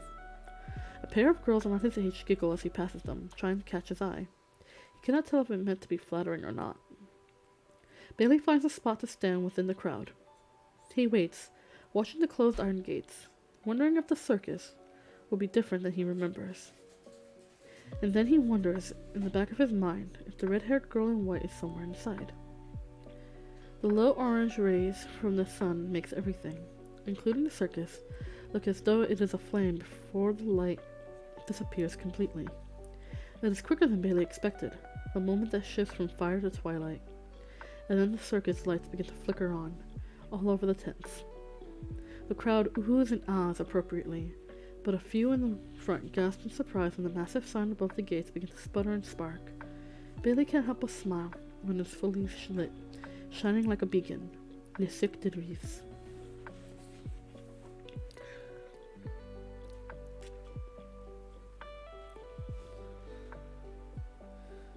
And while the day of waiting was tediously slow, the line to enter the circus moves remarkably fast, and Sue Bailey is standing at the ticket booth, purchasing a single admission. The winding path speckled with stars seem endless as he feels his way through the dark turns, anxiously anticipating the brightness at the end. The first thing he thinks when he reaches the illuminated courtyard is that it smells the same, of smoking caramel and something else that he cannot place. He's not sure where to start. There are so many tents, so many choices. He thinks perhaps he should walk around a bit first before he decides which tent to enter. He thinks, also, that by simply wandering the circus he might improve his chances of happening upon the red-haired girl, though he refuses to admit to himself that he's looking for her. Silly to look for a girl he's only met once under extremely strange circumstances several years ago. There's no reason to believe that she'd even remember him, or recognize him, and yet he is not entirely sure he would recognize her either, for that matter. He decides to walk into the circus, though the courtyard with the bonfire and out on the other side, then attempt to work his way back. It is as good as a plan as any, and the crowd might not be as thick on the far side. But first, he thinks he should get a mulled cider. It does not take him long to find the proper vendor in the courtyard. He pays for his cup, the steaming concoction contained in a black and white marbled swirls, and wonders for a moment before his first sip if it won't taste as good as he remembers. He's recalled the taste countless times in his head, and despite the wealth of apples in the area, no cider with or without spices has ever tasted as good. He hesitates before taking the tiniest of sips. It tastes even better than he remembers. He picks a path to take on it, and along it, between the entrances to the surrounding tents, there's a small group gathered around a raised platform. A woman stands on the platform in a very fitted costume covered in black and silver swirls. She is twisting and bending in such a way that it seems both horrible and elegant. Bailey stops to join the spectators, even though it is almost painful to watch. The contortionist lifts a small silver metal hoop from the ground, brandishing it with a few simple but impressive movements. She passes it to a man in front of the crowd in order to establish that it is solid. When he hands it back to her, she passes her entire body through it, extending her limbs in fluid, dance-like motions. After discarding the hoop, she places a small box in the center of the platform. The box looks no more than a foot wide or high, though in reality is slightly larger than that. While the act of a fully grown, if below average sized woman condensing herself into such a confined space will be impressive regardless of the detail of the box, it is made even more impressive in this case by the fact that this box is made of glass, completely transparent. The edges are metal, oxidized to a blackish tinge, but the side panels and lid are all clear glass, so she is visible for the entire time as she bends and twists and folds herself into the tiny space. She does so slowly, making each minute movement part of the show until her body and head are completely within the box, and only her hands remain without sticking out of the top. The view from Bailey's perspective looks impossible. A bit of leg here, the curve of shoulder there, a part of her other arm underneath a foot. Only one hand remains. It waves cheerfully before pulling the lid closed. It latches automatically and the box is undeniably closed, with the contortionist clearly visible inside. And then the glass box, with the woman trapped inside, slowly fills with white smoke. It curls through the tiny cracks and spaces not occupied by limbs or torsos and seeps between her fingers as they press against the glass. The smoke thickens, obscuring the contortionist completely. There's only white smoke visible inside the box, and it continues to ripple and undulate against the glass. Suddenly, with a popping noise, the box breaks. The glass panels fall to the sides and the lid collapses downward. Curls of smoke rise into the night air. The box, or rather, the small pile of glass upon the platform that had once been a box, is empty. The contortionist is gone. The crowd waits for several moments, but nothing happens. The last wisps of smoke dissipate. The crowd begins to disperse. Bailey takes a closer look as he walks by, wondering if the contortionist is somehow concealed in the platform, but it is solid wood and open underneath. She has vanished completely despite the plain evidence that there was nowhere for her to go. Bailey continues down the winding path. He finishes his cider and finds the bin to discard his cup, though as soon as he places it within the shattered container it seems to vanish. He walks on, reading signs, trying to decide which tent to enter. Some are large and decorated with flourishes, and long descriptions of the content. But the one that catches his eye is smaller, as is the tent on which it hangs, looping white letters on black background. Feats of illustrious illusions. The entrance is open and a line of patrons files into the illusionist's tent. Bailey joins them. Inside it is lit by a line of black iron sconces along the rounded walls and contains nothing but a ring of plain wooden chairs. There are only about 20 of them, in 2 staggered rows that the view from each seat is comparable. Bailey chooses a seat in the inside row, across from the entrance. The rest of the seats fill quickly, save for 2, the one to his immediate left and the other across the circle. Bailey notices 2 things at once. First, that he can no longer see where the entrance had been. The space where the audience has entered now appears to be solid wall, seamlessly blending with the rest of the tent. Hello? Music? Did my music finish?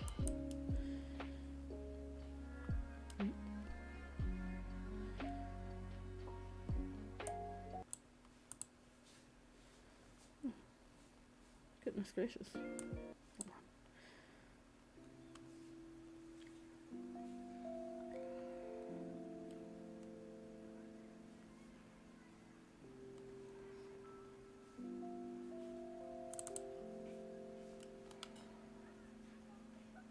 Sorry, one moment. My music just seemed to die.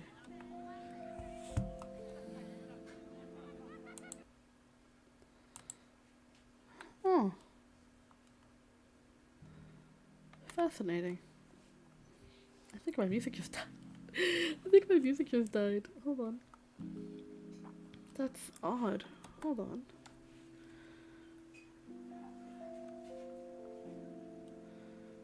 Huh. Well, that's interesting.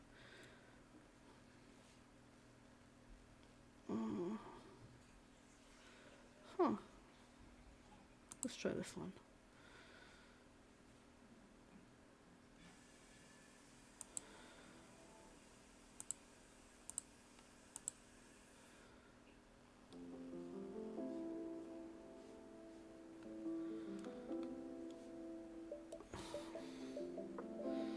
So that, there we go.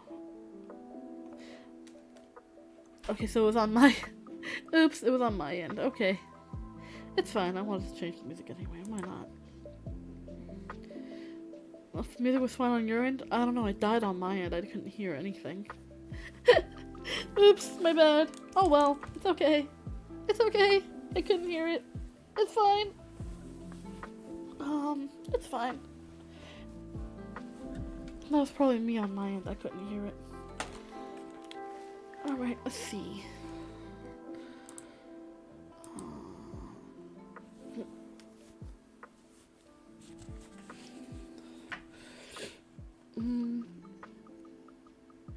Okay.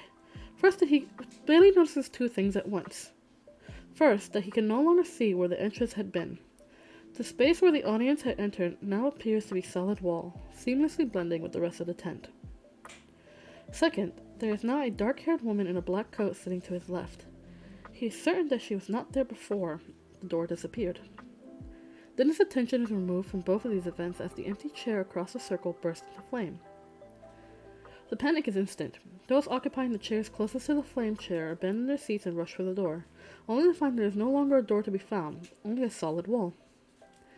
The flames grow steadily higher, staying close to the chair, licking around the wood, though it does not appear to be burning. Bailey looks again at the woman to his left as she winks at him before standing and walking to the center of the circle. Amidst the panic, she calmly unbuttons her coat and removes it, tossing it with a delicate gesture towards the burning chair. What had been a heavy wool coat becomes a long piece of black silk that ripples like water over the chair. The flames vanish, only a few lingering wisps of smoke remain, along with the sharp smell of charred wood that is slowly changing into the comforting scent of a fireplace, tinged with something like cinnamon or clove. The woman standing in the center of the circle of chairs pulls back the black silk with a flourish, revealing a still intact chair on which now perch several snow-white doves. Another flourish, and the black silk folds and curves in on itself, becoming a black top hat. The woman places it on her head, topping off an ensemble that looks like a ball gown fashioned out of the night sky. Black silk dotted with sparkling white crystals. She acknowledges her audience with a subtle bow. The illusionist had made her entrance. A few people, including Bailey, managed to applaud, while those who had abandoned their seats returned to them, looking both disturbed and curious. The performance is continuous. The display Bailey had difficulty thinking of as tricks melded to one after another. The doves vanish frequently, only to reappear on hats or under chairs. There is also a black raven, far too large to have been cleverly concealed. It is only after the performance has gone on for some time that Bailey slowly realizes that because of the circle of chairs, the shape of the closeness of the space, there is no room for mirrors or tricks of the light. Everything is immediate and palpable. She even transforms one audience member's pocket watch from metal to sand and back again. At one point, all the chairs float some distance off the ground, and while the movement is steady and secure, Bailey's toes barely graze the floor and he clutches the side of his chair nervously. At the end of the act, the illusionist takes a bow with a pivoting turn, acknowledging the entire circle as the audience applauds. As she completes the rotation, she is no longer there. Only a few sparkling shimmers remain, echoes of the crystals in her gown. The door reappears inside of the tent, and the small audience makes their way out. Bailey lags behind, glancing back as he leaves at the spot where the illusionist had been. Outside, though it was not there before, is another raised platform, much like the one the contortionist stood on, but the figure on this platform does not move. Bailey almost thinks it is a statue, dressed in a white gown edged in matching fur that cascades beyond the platform to the ground. Her hair and skin, even her eyelashes, are icy white. But she moves slowly, very, very slowly, so slowly that Bailey cannot pinpoint exact motions, only slight changes. Soft flakes of iridescent snow float to the ground, falling from her like leaves from a tree. Bailey walks around, looking at her from every angle. Her eyes follow him, though the snowflake lashes do not blink. There is a small silver plaque on the platform, partially obscured by the cascading gown. It reads in memoriam, but it does not specify for who. Rules of the game, 1887 to 1889. There are fewer circus dinners now. There are fewer circus dinners now that the circus itself is up and running properly, gaining its self-sufficiency, as Sandrash phrases it, at one dinner not long after opening night.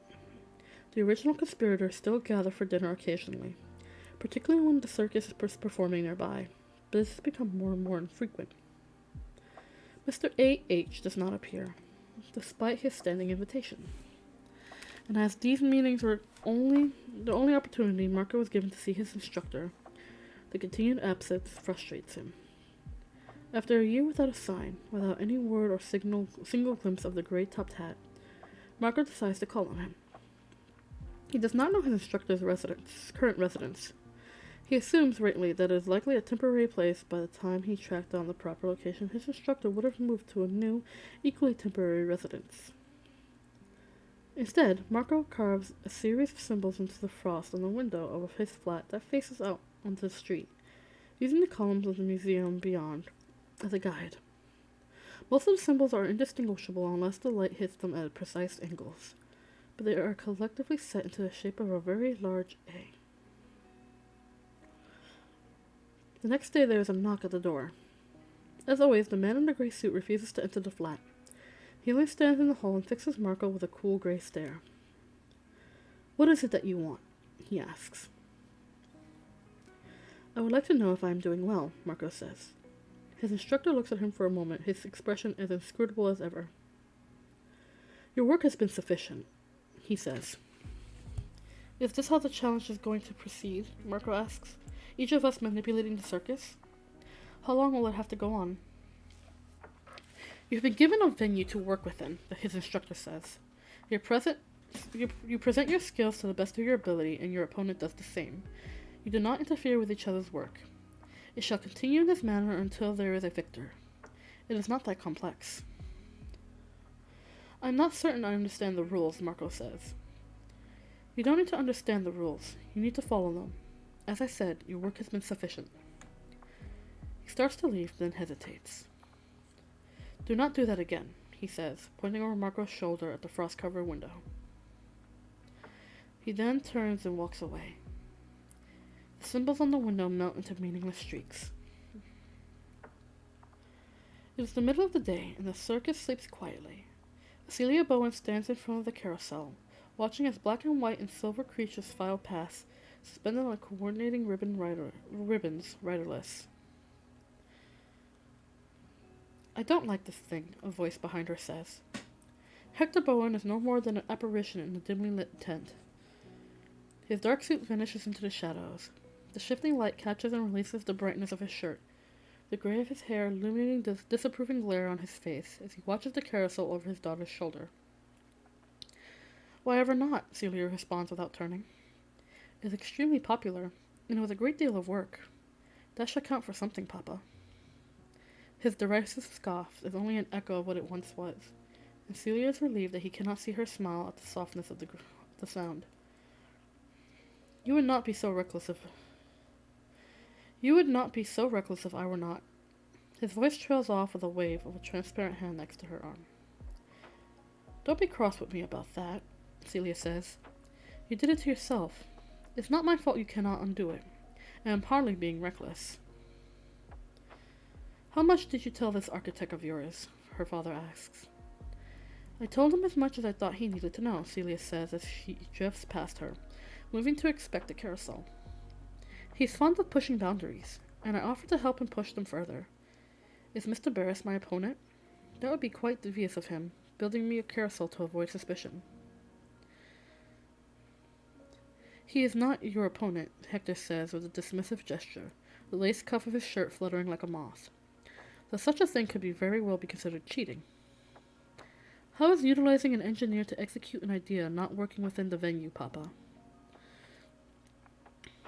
I discussed it with him, he handled the design and construction, and I embellished it. Would you like to write it? It goes a quite bit farther than around and around. Obviously, Hector says, looking down at the darkened tunnel that the line of creatures disappears into. I still don't like it. Celia sighs, walking to the edge of the carousel to pet the head of an oversized raven as it passes by. There are already countless elements in this circus that are collaborative, she says. Why can I not use that to my advantage? You keep insisting that I have to do more than just my performances, but I need to create opportunities in order to manage that. Mr. Barris is quite helpful in that capacity. Working with others will only drag you down. These people are not your friends. They are inconsequential, and one of them is your opponent. Don't forget that. You know who it is, don't you? Celia asks. I have my suspicions, but you won't tell me what those are. The identity of your opponent does not matter. It matters to me. Hector frowns, watching as she absently toys with the rings on her right. I did an oops.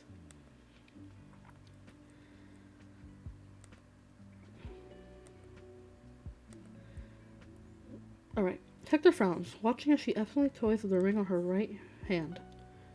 It shouldn't, he says. But my opponent knows who I am, yes? Indeed, unless your opponent happens to be profoundly stupid. And it is unlike Alexander to choose a profoundly stupid student. But it doesn't matter. It is better for you to do your own work without the influence from your opponent, and without any of this collaborating, as you call it.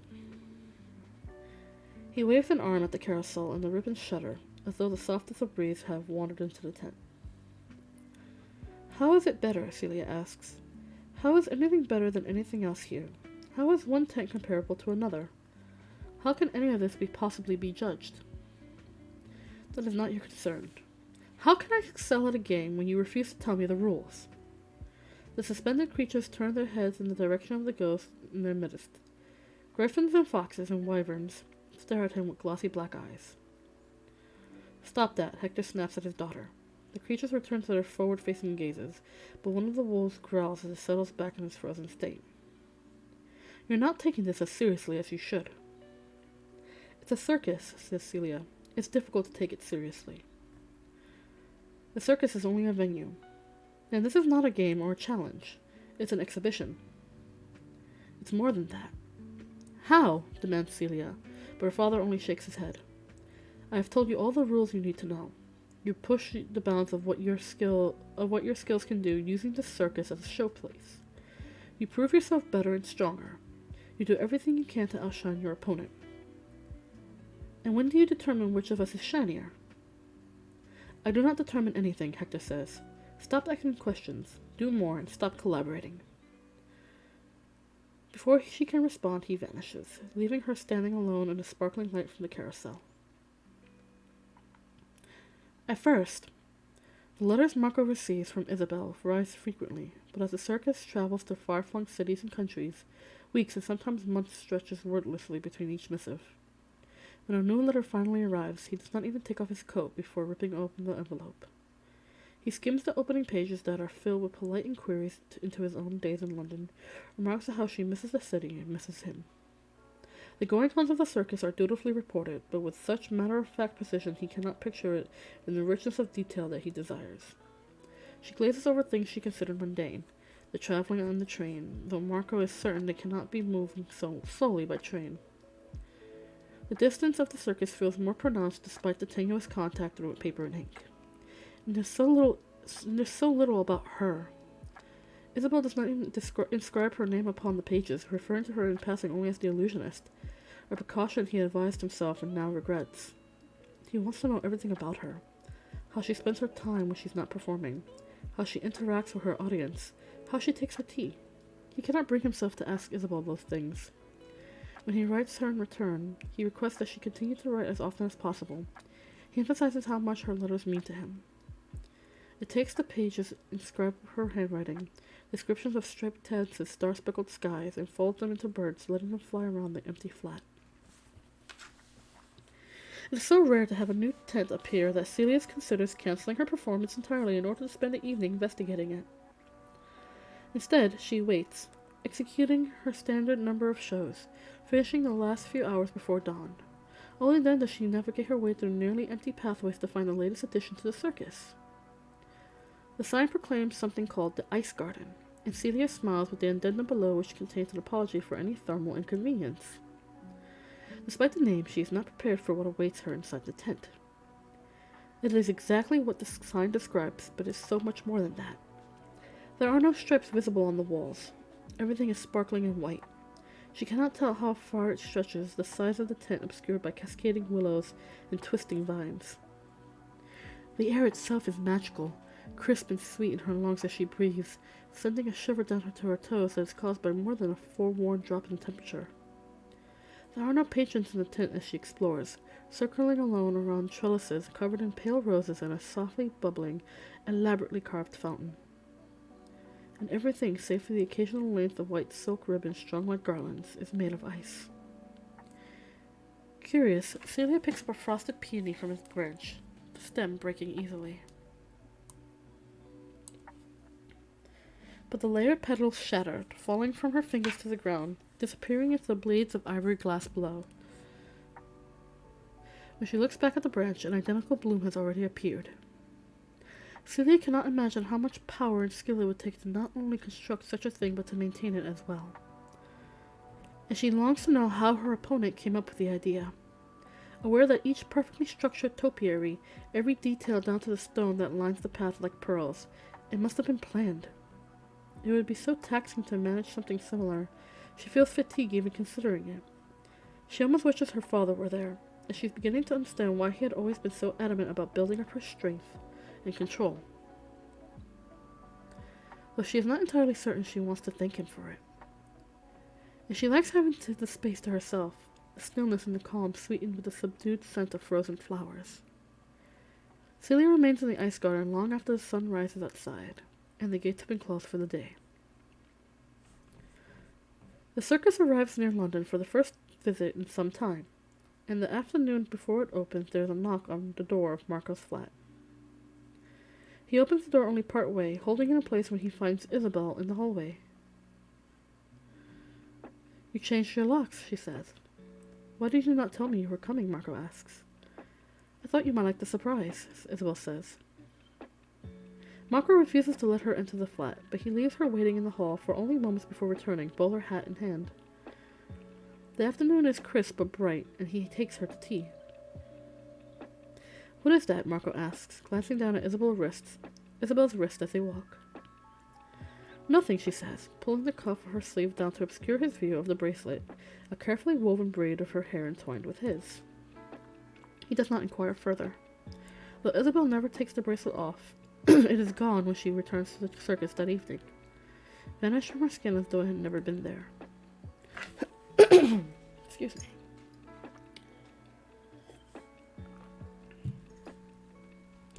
Hello, Kate. Hello there, Karen. I'm sorry I couldn't come earlier. I got caught up with observation records. It's fine, Kakra. Welcome. I'm happy you made it. But I'm happy you made it, but you came right at the end. It is now a 2-hour mark, and I think I'm going to leave it on this chapter here. I'm already at the next chapter, and I think we'll leave it for next week. But I'm still happy you managed to make it. Thank you for being here. Well, you guys, it is getting so much more interesting. I would keep reading, but I think I'm getting a little bit hungry. I haven't had breakfast, so I'm going to have some lunch now. Don't feel too bad about it, Kakura. I know you had a lot. I know you had your own thing you had to take care of.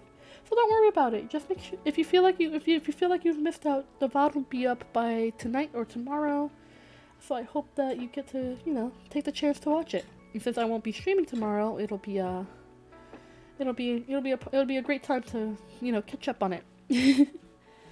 Don't worry. Life happens. Don't worry about it, Kakura. Don't feel bad. But I'm so happy you managed to come. I'm so happy you managed to make it. That way I get to say hi! I'm a little soft spoken today. My throat's still a little sore and my voice is just slowly going, but I'm feeling better. I'm not feeling as bad as I had, uh, the last few days. So I'm feeling much better. But yes, I hope you guys were enjoying the story. I've been enjoying it. I almost didn't notice that it was 2 hours. It's been 2 hours because I was so into the story. It's getting good. It's getting so good. I'm excited. I'm excited to continue reading it. But you guys, thank you so much. Go eat, take care of yourself, don't overdo things. Thank you, Sarah. It's exactly the same thing. I was gonna say the exact same thing. I didn't want to overdo it. But you guys, thank you so much for hanging out with me. Thank you for being here. Even if you came last minute, thank you for being here. I appreciate all of you. I hope you guys are enjoying the story. I really do. I'm enjoying it. It's a lot of fun. I'm really enjoying how much is going on in the story. So yeah, I won't be streaming tomorrow. I don't normally stream on Wednesdays. So it'll be a little break for me to get everything set up for the rest of the week.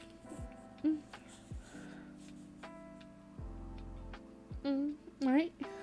To fine, take care of yourself, Karen. Have a great feast. Bye, Karen. Chat. Alright, I'll be seeing you later, Kakarot. Thank you for stopping by. Thank you for stopping by. And to everyone else, thank you for stopping by. I'm so glad you guys have been enjoying it. I'm so glad you guys have been here. So I'm taking a break tomorrow, but Thursday we'll be starting a new game called Grimm's Hollow. We're gonna see if it works. I hope it works. And if it doesn't work, then we'll figure something else out. It's no biggie. But yeah, I will see you guys on, I'll be seeing you guys on Thursday. So you guys take care. Have a wonderful rest of your day. Have a wonderful Wednesday if I don't see you guys. And take care of yourselves, alright? So remember, hug your friends, tell someone you love them, and be a force for good in the world, because goodness rules, the world needs more goodness. I love you all so very, very much, and thank you for hanging out with me. Mwah, mwah, mwah, mwah. I'll be seeing you guys. Bye!